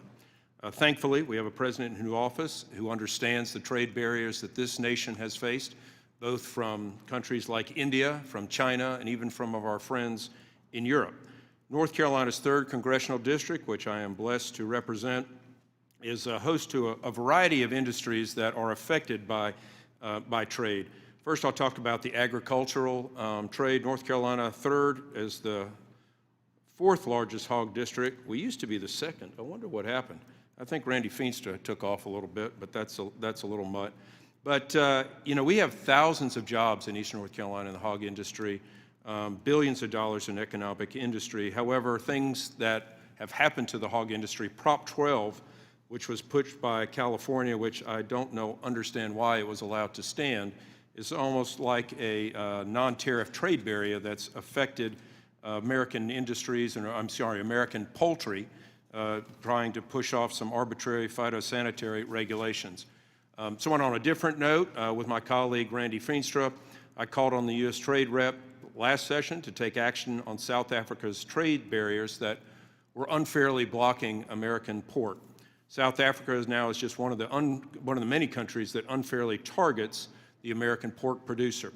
In the first Trump administration, we saw USTR revoke eligibility of GSP products from Thailand as a result from their unfair trade practices against the American pork. Same thing with South Asia, Vietnam. We want greater access. Mr. Kirkland, can you discuss how we best, given the world of agriculture, how we can better serve our farmers and our agricultural producers by negotiating trade agreements that address both tariff and non-tariff issues? Our farmers are hurting right now. We need access to a lot of other markets. Yeah, thank you. And that's correct. Like you mentioned, I know you represent a lot of the hog industry. I can't speak to it directly, but within the beef industry, I can talk with is all agriculture related. So again, 50% tariff in Thailand, 30% in Vietnam, 10% in Philippines, 5% Indonesia. Those tariffs that are we know that they're there for protectionists. We know that they're there to keep our beef out of their country. We feel like there needs to be a free playing ground. There needs to be competition. We need to open those markets, and it's going to become, I can't tell you exactly how it needs to be done, but I believe there needs to be new agreements. And like I said, sometimes there's tariffs that go along with it, but what I believe is there needs to be new agreements established and try to engage in those. Ultimately, China is about a $2 billion market for the beef industry, and we don't want to completely. They've shut us off. Currently, we're not exporting any beef to China, and so. I wish America just knew all this, which they don't. I mean, people are busy in their lives. They don't understand how we've been mistreated by the rest of the world. So, yeah, so let me move on to that question. I appreciate it. Mr. Root, I won't make you repeat this, but Harley-Davidson is doing facing the same things that so much of our boat industry in eastern North Carolina is facing, as far as challenges with getting out exports overseas. One thing I would like to talk a little bit about is just the medical supply chain. I want to ask, I don't want to expend my time, but we have a stranglehold. China has a stranglehold on us with products from medical supplies that are crucial to this country. I wonder, Ms. Broadbent, can you address how we can do better secure our medical supply chains through trade negotiations? You know, we need to onshore, we need to nearshore, but how can we do this better through trade? Thank you, Dr. Murphy. Yeah, I think it's an important area which we have to look at closely. There is the Secure Medical Supply Chain Act, I think that you maybe sponsored, and it sets up a structure where we negotiate with countries so we have a sense of what kind of secure supply we would have with them, and you call them, I think it's the trusted trade partner, and you would have a special relationship. You would look at regulations, you'd look at sourcing, you'd look at possibilities for nearshoring, onshoring. But to sit down with countries that you could trust and work out how you could better guarantee to each other that you would have secure supply in a pandemic situation or some other crisis. I think we've missed a great opportunity in the last 4 years with doing Central America as trying to nearshore. It's a population that needs business. It keeps people at home, and it was a great deficit that, you know, we're talking about root causes of migration. This is the number one. So thank you, Mr. Chairman. I'll yield back. The gentleman yields. Mr. Doggett is now recognized for 5 minutes. Thank you very much. And I appreciate the hearing and the testimony of our witnesses who offer insights on a number of long-range problems. But I'm amazed that we could be here at this point and not hear a word from our Republican colleagues or any of the witnesses they've summoned about Liberation Day. We're only a week away from Liberation Day, the day that President Trump has told us will be liberated in the trade area, and it would seem that while these long-range problems are important, that we would hear some justification, some celebration, or explanation of what this next important step in President Trump's trade war means and how it will liberate us. Of course, Liberation Day, in the true spirit of George Orwell, means just the opposite of the name, as it was indicated when the spokeswoman for President Trump recently actually said from the White House podium that tariffs are a tax cut, to the amazement of all.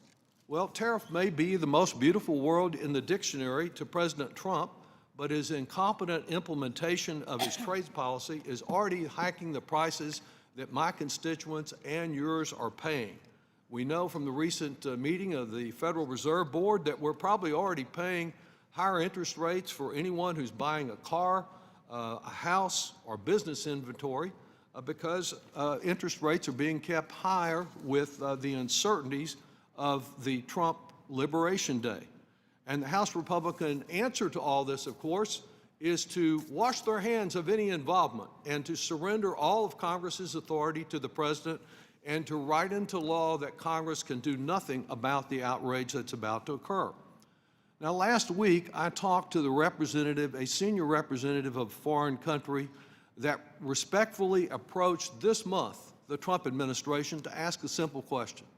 What can our country do to avoid these big tariff increases on the goods and services that we export to the United States? Is there anything we can do? And they got a clear answer from the Trump administration and a high official there. And the answer was, there's absolutely nothing you can do because President Trump is intent on imposing tariffs on almost every country in the world. They did get one important piece of guidance, and that was, don't complain about it, because if you complain about it, it will upset President Trump, and he'll just spike the tariffs even higher in his trade war. And we've certainly heard President Trump make contradictions great again by attacking our most valued trading allies, our allies in the world for democracy and freedom, and playing nice with war criminals and thugs. His is not just a tariff policy or a trade war. It is a terrible policy. It is part of an unnecessary trade war with Liberation Day that won't liberate us, but will liberate dollars from our pocketbooks as we have to pay more for foreign goods. This means a cost for virtually every American consumer. Less well understood is the direct relation between this trade war and the 2017 Trump tax scam, which Republicans are so eager to impose on us again. That was a policy that rewarded companies for moving their factories abroad. And one of the industries that took the Republicans up on this and the Trump tax scam and did it so well, as always, is the pharmaceutical industry. They were so eager to exploit the new corporate tax giveaways that they moved offshore production, particularly to Ireland. Prior to the 2017 Trump tax scam, we annually imported about $65 billion worth of drugs each year from Europe. Now we have $155 billion, about a $90 billion per year gain. And what is the overall trade balance or trade deficit in drugs with Europe? Well, it's a deficit of about $100 billion per year, almost the same size as the $90 billion increase in the imported drugs from the Trump tax scam. And the result, of course, is that pharma in last year paid absolutely nothing in taxes and sought some tax refunds, despite charging American consumers the highest prices in the world. So my Texas constituents look forward to Liberation Day, knowing that they'll be paying more for goods in a war we cannot win. American agriculture faces retaliatory measures, just like during the first term when we had unjustified pain for agriculture. I think we will see liberation perhaps for Big Pharma, but only pain for American consumers. And I yield back. The gentleman yields. I recognize myself for 5 minutes, and I just want to say thank you so much to all of you for being here. I represent New York's 24th Congressional District. It's an honor to represent that area. This was the birthplace of the Industrial Revolution along the Erie Canal Corridor. I represent basically the shoreline of Lake Ontario all the way from the St. Lawrence Seaway westward to the Niagara River. So much of, and for decades, I should say, for even more than many decades, U.S. trade policy has allowed other countries to take advantage of our American farmers, our workers, our businesses all along this corridor with great repercussions. It's hollowed out my region. There are empty buildings, empty facilities, factories all across the region, but some still do remain. And under President Trump, during his first term, America finally got back to fight against some of these horrendous policies that allowed foreign countries and foreign companies to take advantage of us. And now, because of those efforts, we've been able to lower some of the costs and able to bring some of our markets back here, including repatriating a lot of money, repatriating a lot of our resources.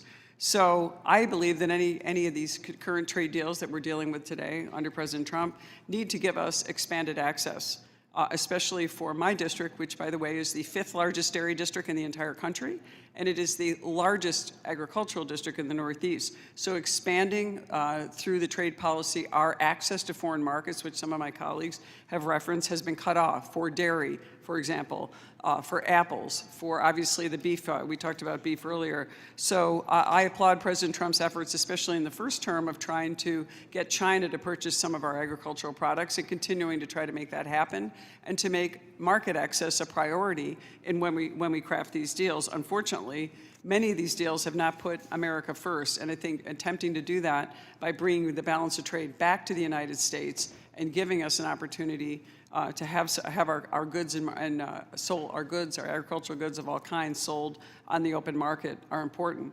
So my first question is going to be to Mr. Kirkland.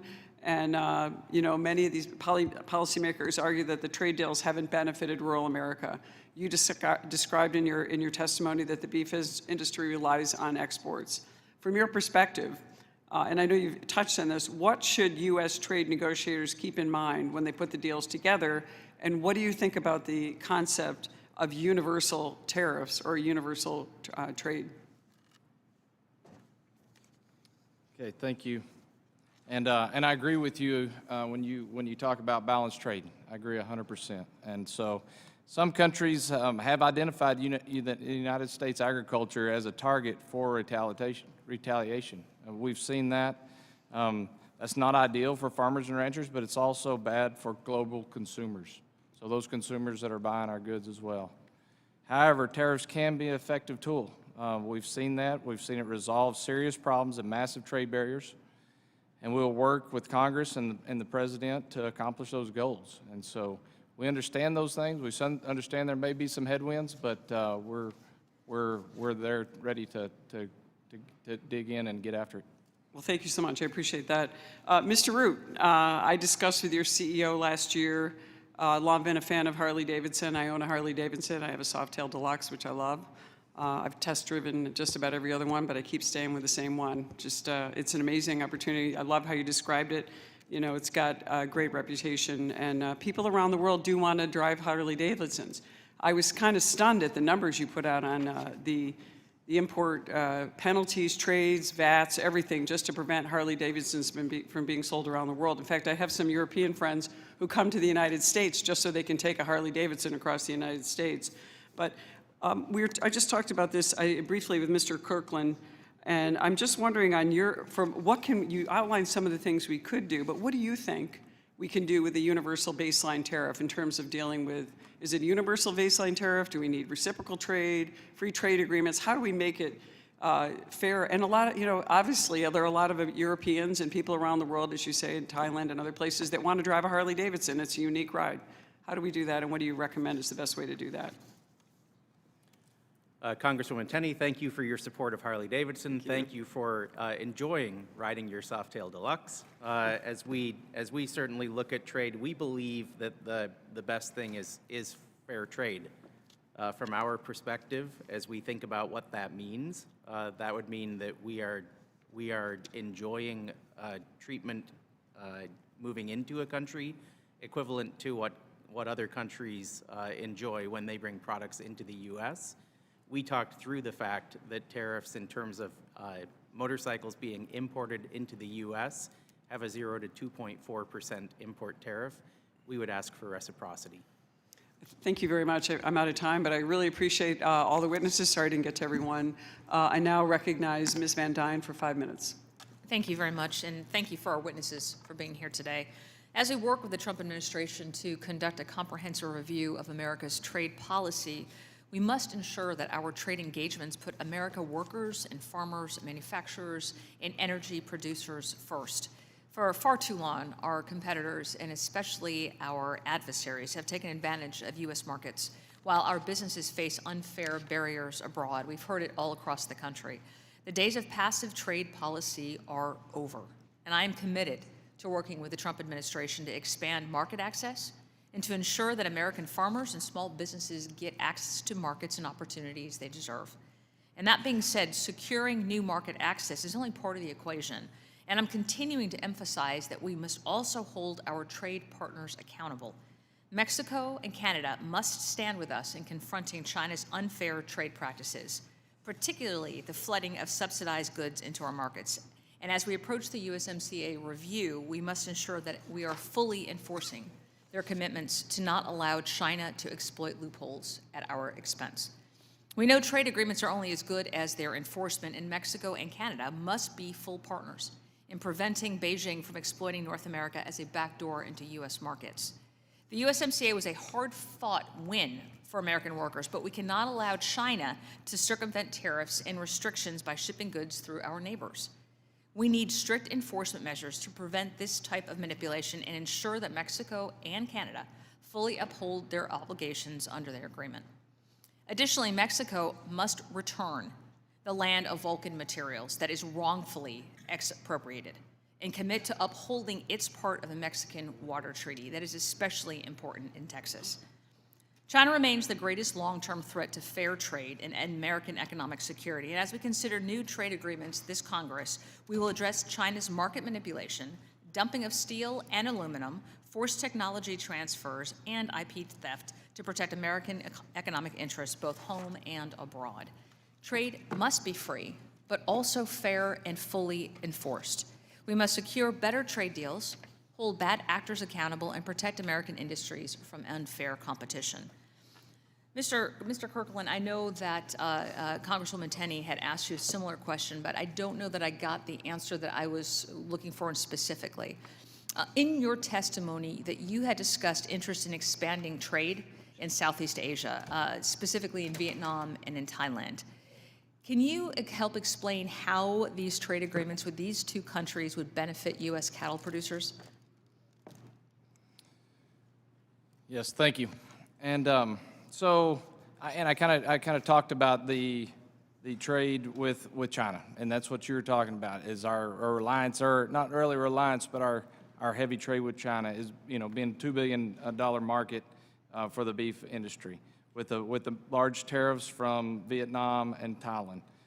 We appreciate everything that the Trump administration did in the first his first term to get China open. But at the end of the day, we've got Australia, New Zealand, and Canada that have zero tariffs for all these countries that we have tariffs against, that have tariffs against us. And so we don't need to depend on China to be our main source of beef exports. That's in my opinion. We need non-science-based restrictions and basically a competitive trade platform that we can stand on and continue to move our product to those other countries in the South Asia area. Thank you. Ms. Broadbent, you have a lot of experience in this. Can you talk about how we can improve our trade deals with countries like Mexico that have posed challenges in the past and have basically completely ignored many of the regulations they agreed to under USMCA? Yeah, I mean, I think that the review of the USMCA agreement that's coming up, the committee's starting to think about it now, and I think we just have to... I can't hear you. Pay very close attention to the letter and the law of the agreement. And are there things that you think that we could put into it to make it stronger that would actually give it teeth? I guess I would assume there are. I can't think of what exactly you want right now. I mean, is it a dispute settlement enforcement or ways that we've seen them abuse it in the last 4 years? Sorry? We've seen them abuse it in the last 4 years. Yeah. No, are I there things that we understand could have that, included in the USMCA that we should look at in the review that would actually make that enforcement easier? I mean, I think Mexico and the U.S. are engaged in pretty tough talks right now, given the threats of the tariffs and so forth. And I think let's wait and see how that plays out and use the review to look at rules of origin and agreements that we can, areas where we can improve the agreement, because we know where the problems are now that we didn't know when it was implemented. That's excellent. Thank you, and I yield back. Representative Beyer is recognized. Chairman Murphy, thank you very much, and thank all of you for hanging with us this afternoon. We're having this hearing a week before what Donald Trump has calling Liberation Day, and frankly, that adds a bit of absurdity to this exercise. We're discussing new no-trade trade agreements while the president is busy tearing up the last one he negotiated. You know, I'm very interested in the possibilities of free trade agreements with the United Kingdom, with Switzerland, but it's hard to imagine an FTA in the present context. On April 2nd, the president has promised to alleviate tariffs in some form and some amount, based on some invented but yet to be revealed metrics on an unknown list of countries relying on dubious authority. We are told that these tariffs will remedy all manner of slights, real or imagined. Countries around the world and businesses around the country are scrambling to understand the MAGA astrology that these supposedly reciprocal tariffs will be based. Investment is on pause. Your 401k is down and uncertainty is up. This opacity might be less dangerous if the president wasn't simultaneously promoting his crypto token, a historic platform for industrialized bribery. And then depending on what you want to buy, your paycheck won't stretch as far because Howard Lutnick has felt disrespected by some prime minister somewhere. Your life will be more expensive to protect the president's feelings. Does that feel like liberation to you? In the past 2 months, on and off trade war against Canada have given us the perfect distillation of the emptiness and absurdity of the administration's trade policy. The Wall Street Journal called it the dumbest trade war in history. When they're right, they're right. We've heard 17 different pretexts for the necessity of aggressive tariffs that will raise costs, destroy integrated supply chains, and turn friends into enemies. The only one the president will stick to is his desire to turn a proud and friendly nation of 40 million people who can't stand him into the 51st state. You won't hear a lot of that from my Republican friends because they know how utterly stupid that sounds.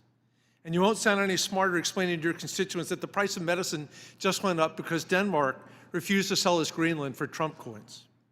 Are there irritants in the U.S.-Canada trade relationship? Sure. But this is blowing off your toe to cure a hangnail.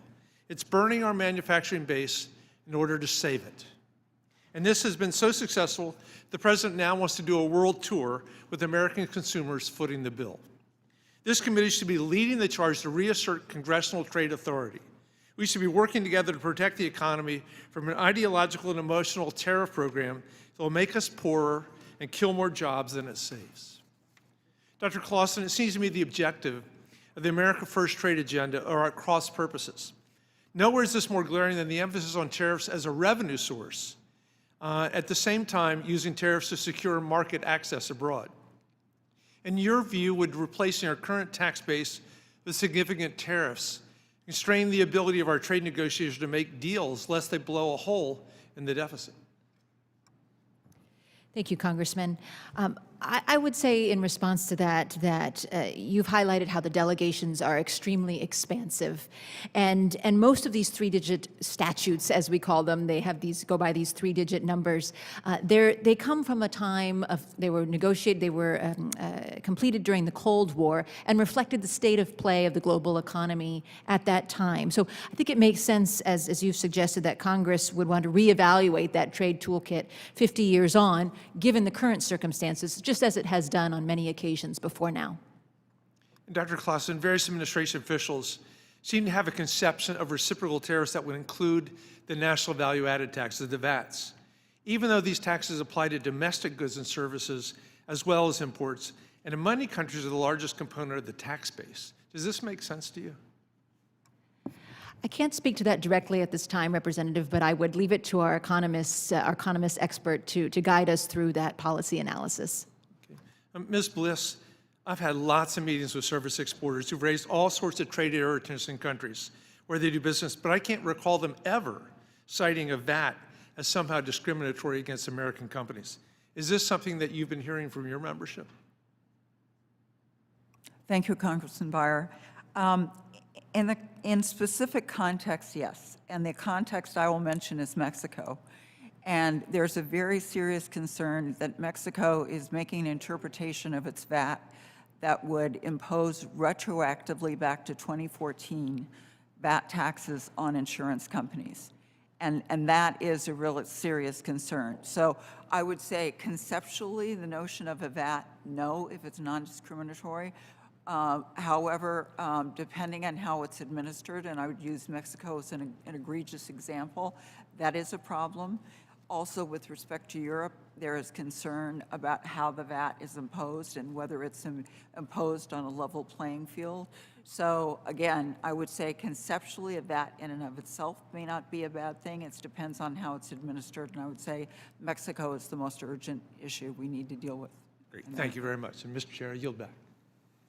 Gentleman yields back. I now recognize Mr. Moore for 5 minutes. Thank you, Chairman. Mr. Kirkland, President Trump has indicated his interest in making a trade deal with the United Kingdom, which poses a unique opportunity for the Utah beef and cattle industry. Utah exported nearly $86 million of beef in 2022, and 79% of our 17,000 plus farms and ranches are owned by individuals or single families. My question is this. We know that British consumers love beef, but the U.S. beef is highly restricted due to quota rates and tariffs, which are largely left over from their days in the European Union.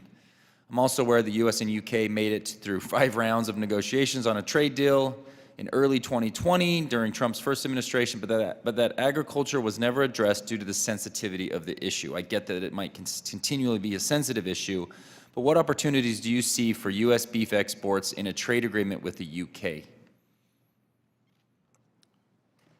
Thank you, Congressman, for the question.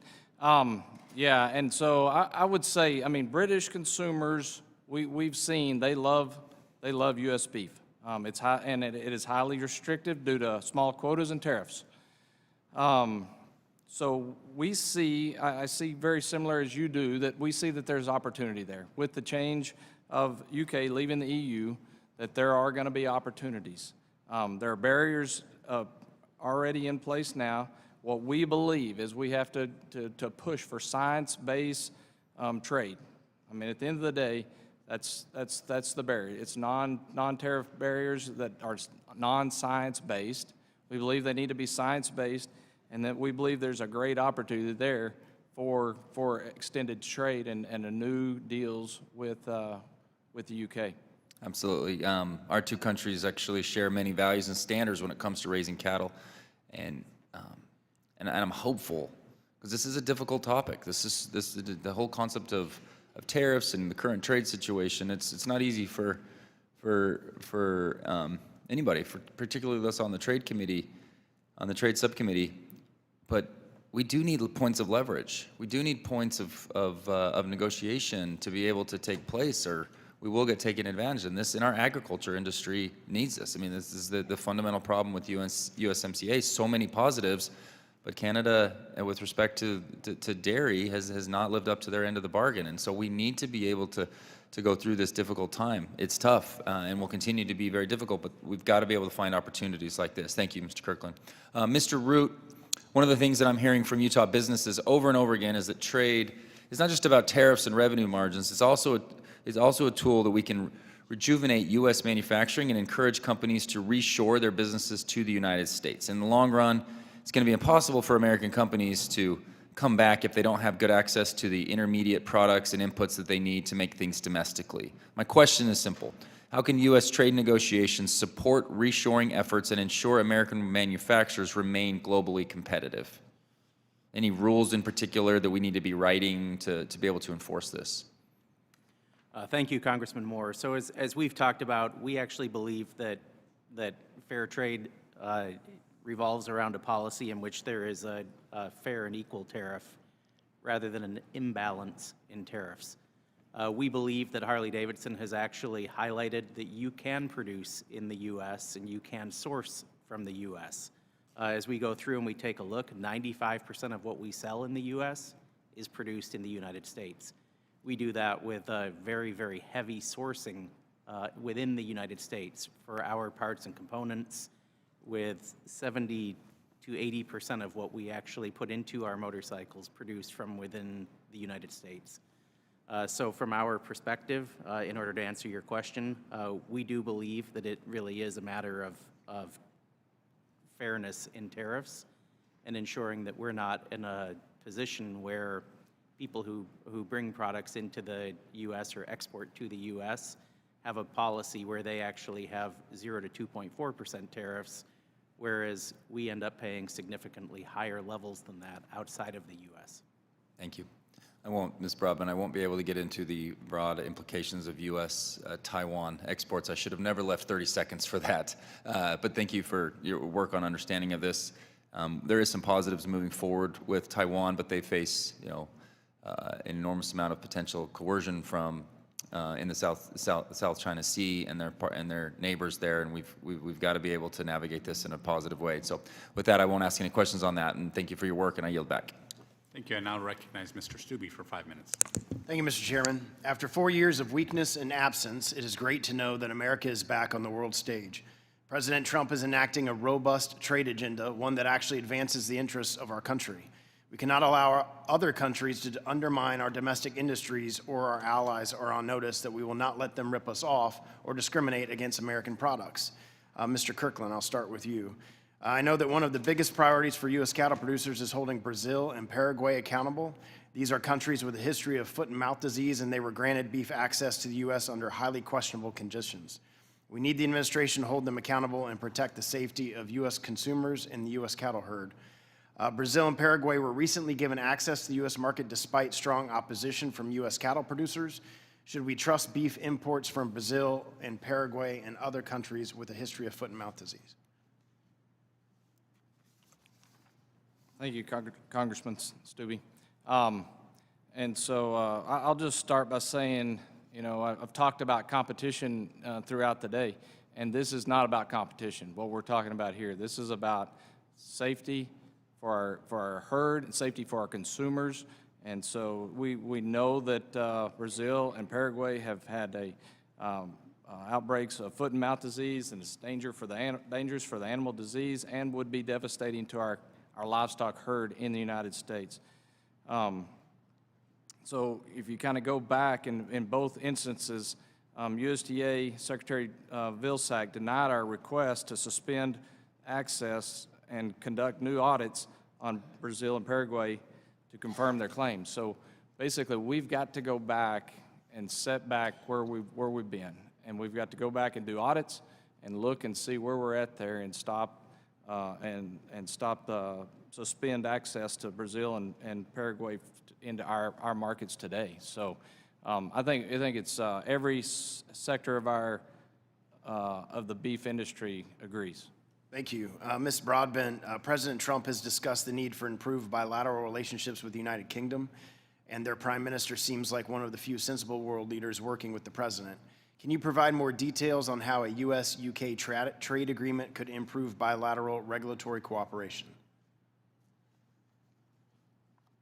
Thank you, Mr. Stubbe, for that question. Yeah, I think it's a huge opportunity to kind of tack the UK back a bit from Brussels' heavy-handed type of regulation, which is not science-based, not mutual recognition, and Brussels seeks to harmonize everybody with Brussels regulations. So to sell in Europe, they demand that you follow their regulations to the law rather than having your own standards that they could recognize. And I think the UK would be a good partner to talk to about this. We spent a long time negotiating with Europe under the Trans-Pacific Partnership, the TTIP negotiations, and never came to any result that would open markets for U.S. exports of beef there. So we need to try it with the UK. It may be a sensitive issue in the UK, but I think we've got smart people that can figure out regulations so that we both feel assured with the safety of the food that we're getting. Which sectors do you believe would benefit the most from that type of collaboration? I think all sectors, manufacturing, services, and agriculture, because it's an overall approach to regulation that goes across the economy that the UK took on board when they joined the European community. So to the extent that they can relook at some of these regulations and with an eye towards increasing access for U.S. exports, I think it's very valuable, and it will be valuable for them because it will have less of the Brussels stamp on it. Ms. Bliss, you advocate for using the USMCA's digital and financial services disciplines as a model for future agreements. What specific elements of USMCA do you believe are most essential to replicate and improve upon when negotiating with other nations? And I would use the term building block because I think there are other things that can be added, but I think primarily the cross-border data flows, data localization, prohibition, non-discriminatory treatment of digital content, the cybersecurity provisions, the permanent moratorium on e-commerce duties, just to name a few. I think we also need to add a provision on use of non-discriminatory services standards, particularly for digital services standards. In services, I think largely the disciplines in USMCA are quite good, including for areas like generally cross-border delivery of services, but also things like logistics and other areas. Financial services is another area that's very important. It's certainly in electronic payment services, but writ large in the financial services space. So I would say that all of those are very, very good building blocks to start on. My time's expired. Thank you all for being here today. Thank you. I now recognize Ms. Sewell for 5 minutes. Thank you, Mr. Chairman. I want to thank our witnesses for joining us today. I'm sure that you're all very busy as you try to navigate the chaotic trade policy that's coming from the White House. I represent a trade-dependent state, the state of Alabama, and right now, Alabamians are hurting. Last year, Alabama exported over $26.8 billion in goods, which supports over 90,000 jobs in my state, but many of those jobs are now at risk. My constituents are scared and confused. They don't understand why this president is attacking our allies and starting trade wars, which will devastate exporters and raise costs for working-class Alabamians. Trump's billionaire friends can survive a downturn in the stock market, but I can tell you that the people that I represent, the thousands of people that I represent, are hardworking Alabamians who cannot withstand such a reckless trade war. Therefore, while I am a supporter of opening markets for Alabama exports, I have serious reservations about giving this president any additional trade authority that he could use to destabilize our economy. Ms. Claussen, Alabama's farmers and manufacturers would love to have access to new markets to sell Alabama products and services. However, it is hard for them to focus on expanding into new markets when their current exports are so uncertain. Our two largest exporting markets are Canada and Mexico, but that market access is being threatened by trade wars. Why should Alabama farmers and manufacturers be optimistic about potential new trade agreements if President Trump could turn around and sabotage that by using the International Emergency Powers Act to invoke tariffs or through other unconstitutional actions. Thank you, Congresswoman. I think your question puts a finer point on the differences between the way that the statutes are set up, those that allow the president to raise tariffs for limited purposes under national security for a limited time, and Limited purposes. Yes, and those that allow him to negotiate tariffs down. And so for many years, that bifurcation, as I said earlier, those that have based on raising, those allow him to raise tariffs have gone unchecked, while those allow him to lower tariffs. Congress has actually put more restrictions on your engagement between the two branches on those issues. Absolutely.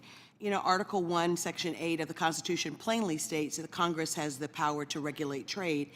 It is clear that President Trump lacks the authority to enter into binding trade agreements without Congress granting trade promotion authority.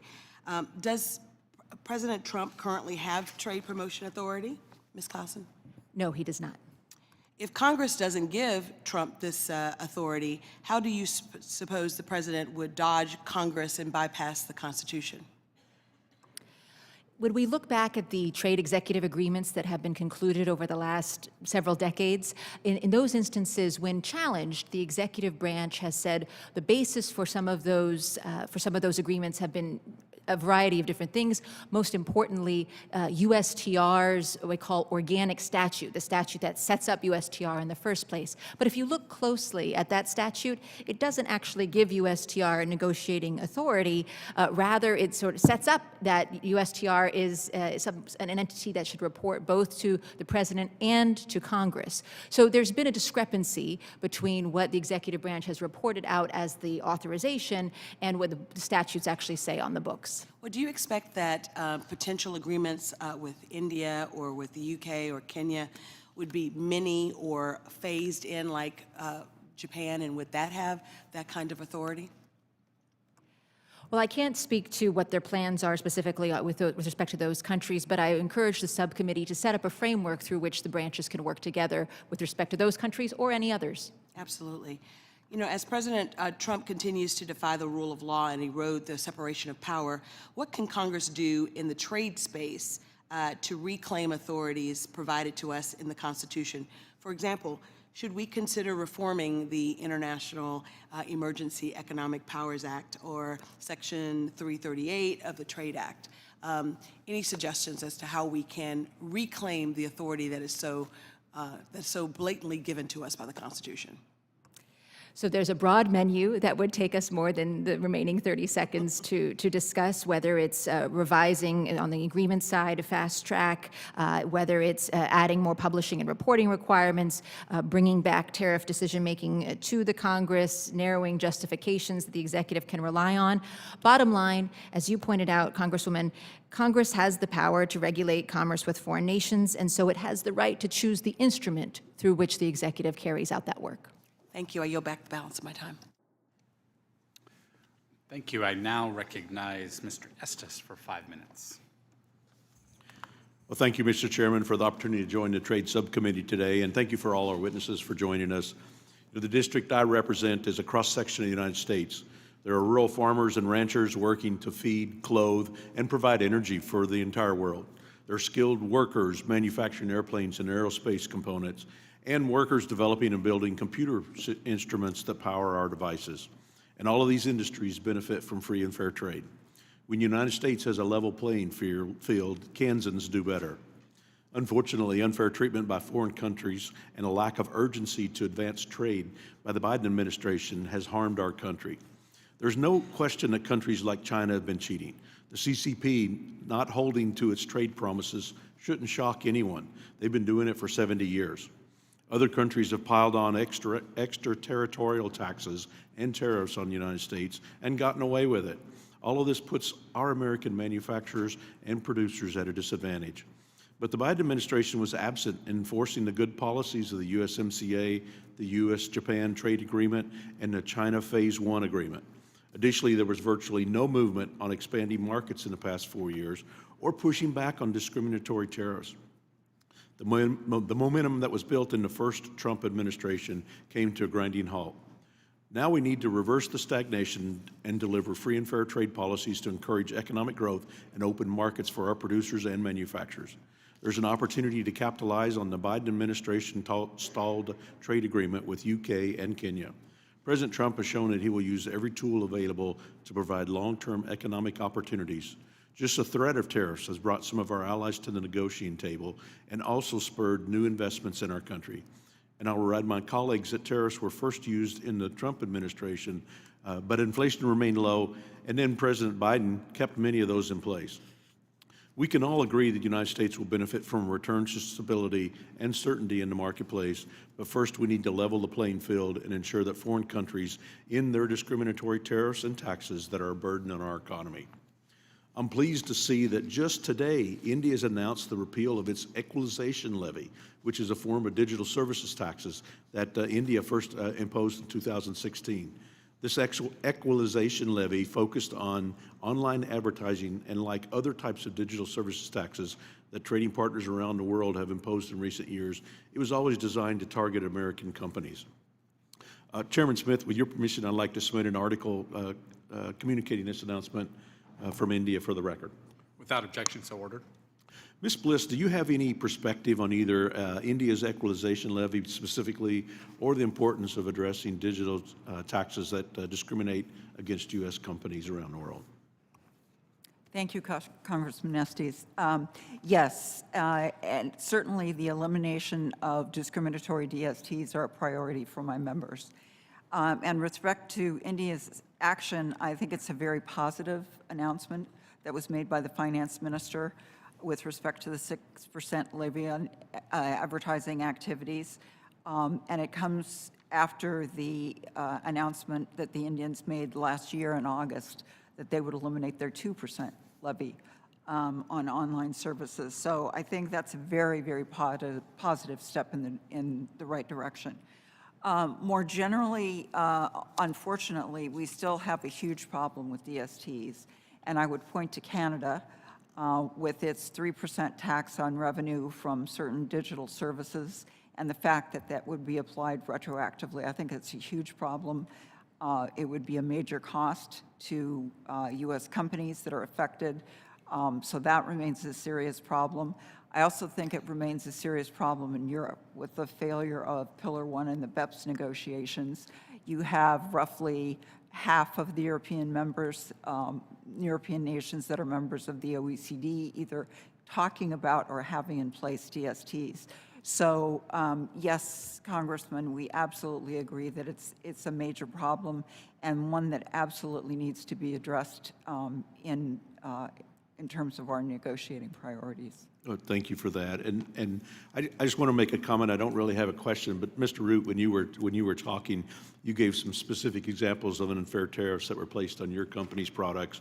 And I think it's important for us in a hearing like this that we get that information out so that all my colleagues are aware that we should not acknowledge that punitive tariffs are already targeting American companies, and we need to focus on having an administration in place that actually focus on how we benefit American companies through that. So thank you for bringing that up. And Mr. Chairman, I yield back. Thank you. I now recognize Mr. Davis for 5 minutes.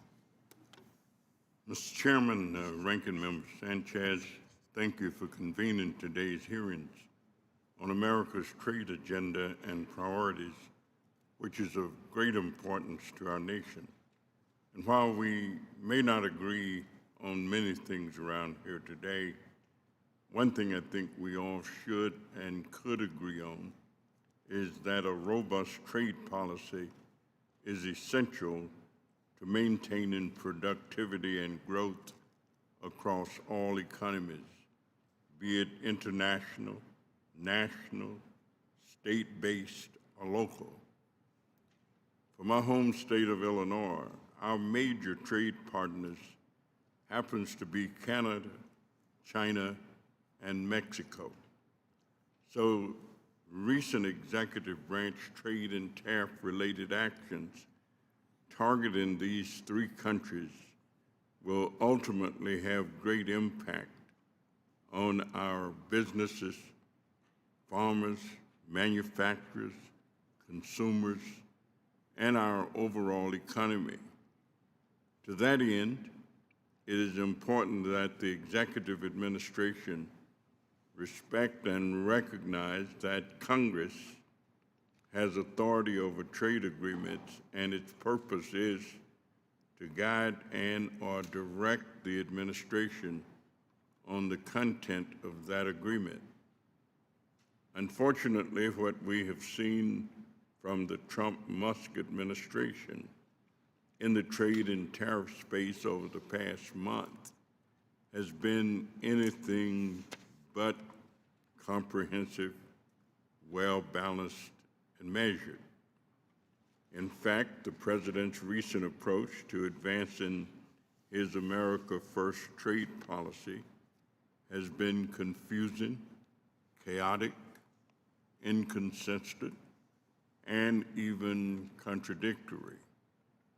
Clearly, the administration's haphazard approach to America's foreign trade policy and enforcement efforts fall short of the robust and comprehensive trade policy with respect to working with Congress to advance America's trade agenda.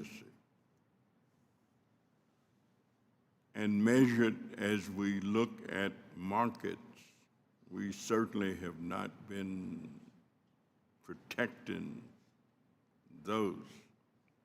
Tariffs are instruments usually used to address unfair trade practices like anti-dumping and countervailing duties, where other countries are selling goods at lower prices that hurt our industries and workers. So when Congress gives away its capacity to question and dialogue with the other branch, we weaken our position and risk deals that don't reflect all American values or economic priorities. Professor Claussen, given your experience both in academia and in government, how concerned should we be that the trend toward executive-only trade agreements, combined with the hollowing out of key agencies under the current administration, could weaken our ability to negotiate comprehensive, enforceable trade deals, especially those with strong labor and environmental provisions? And under what circumstances must foreign commerce involve congressional approval to ensure its legitimacy, enforceability, and long-term viability? Thank you, Congressman. The first thing I would say in response to your question is that the trade executive agreements, not only have they for some time fallen under the radar, but because they haven't had the attention from Congress, they've also sometimes fallen under the table, and that's not the situation that one wants to be in. Second thing is in response to your point about having strong labor and environment protections. As I mentioned earlier, those are, of course, have been most available and emphasized when we've been working with Congress, when the executive branch worked together with Congress, either under Trade Promotion Authority or otherwise. So those are two reasons why it makes good sense for the branches to work together in crafting new trade agreements going forward. Thank you very much. Thank you, Mr. Chairman, and I yield back. Thank you. I now recognize Mr. Yakum for 5 minutes. Thank you to our witnesses for being here, and Mr. Chairman, thank you for holding this important hearing. It's time for America to start negotiating trade deals again. The Biden administration began negotiations for an Indo-Pacific Economic Framework, or IPEF, with 13 countries in the region. But this trade pillar never got across the finish line. Mr. Kirkland, you said in your testimony that American beef exports face a 30% tariff in Vietnam and a 50% tariff in Thailand. Did the Biden administration's IPEF negotiations prioritize lowering these tariffs? Yeah, to answer your question very simply, no. Unfortunately, the IPEF agreement never touched tariffs, and tariffs were off the table entirely. Thank you. And you also flagged that Australia, as a country with non-tariff barriers for American beef exports, did the Biden administration's IPEF negotiations prioritize addressing these barriers to ag exports? I was aware of those discussions, but at the end of the day, nothing ever materialized from them. So they didn't get it done? Nothing. Thank you. In fact, the Biden administration fact sheet on IPEF listed its top agricultural priorities for their negotiations as promoting climate-smart, sustainable production practices, optimizing land, water, and fuel use, and contributing to climate change mitigation and adaptation, food security, and resiliency. If you read these without any context, you wouldn't even know that I was talking about a trade negotiation. Mr. Root, Harley-Davidson exports face exorbitant tariffs and other fees from IPEF participants like Thailand, Indonesia, Vietnam, and India. Did the Biden administration's IPEF negotiations prioritize lowering these tariffs on the exports of your iconic motorcycles? Thank you, Congressman Yakim. As I look, I think the awareness that we would have as to some of these specific negotiations are limited. As a matter of fact, the Biden administration clearly did not prioritize these, which is why a number of overseas countries are still charging tariffs on Harley motorcycles. In fact, India, despite its massive tariffs, wasn't even a participant in this trade pillar. Ms. Broadbent, I agree that we should be pursuing negotiations for a trade agreement with the UK. I'm actually a co-sponsor of Chairman Adrian Smith's United Act, which authorizes UK trade negotiations and lays out Congress's priorities. I'm also proud to say that my home state of Indiana was the first to secure a state-level agreement with the UK. But this feels a little bit like a Groundhog Day because President Trump already began negotiations for a UK trade agreement during his first term. During the 4 years of the Biden administration, did it meaningfully advance trade negotiations with the UK? I can't say for sure. I mean, I think it just went a lot slower, and their comments were, we're stepping back, we're going to look at small business issues, and they were not announcing that they wanted to do a comprehensive agreement with the UK. They did some meetings. But did not really meaningfully advance trade negotiations with the Right. UK. I think that's very fair to say. I think that's fair. Great, thank you. Ms. Bliss, the EU's regulatory regime has shifted or stifled innovation, but it's not enough to kill its own industry. It wants to drag the rest of the world down with it by creating onerous regulations, worded in such a way as they just so happen to mostly target American companies. Should the federal government help American companies innovate, grow, and export, or should it be helping foreign governments put up barriers to keep American companies out? Well, I think it's very important that the U.S. government, as the White House indicated in the presidential memorandums and executive orders, that it was interested in removing unfair barriers.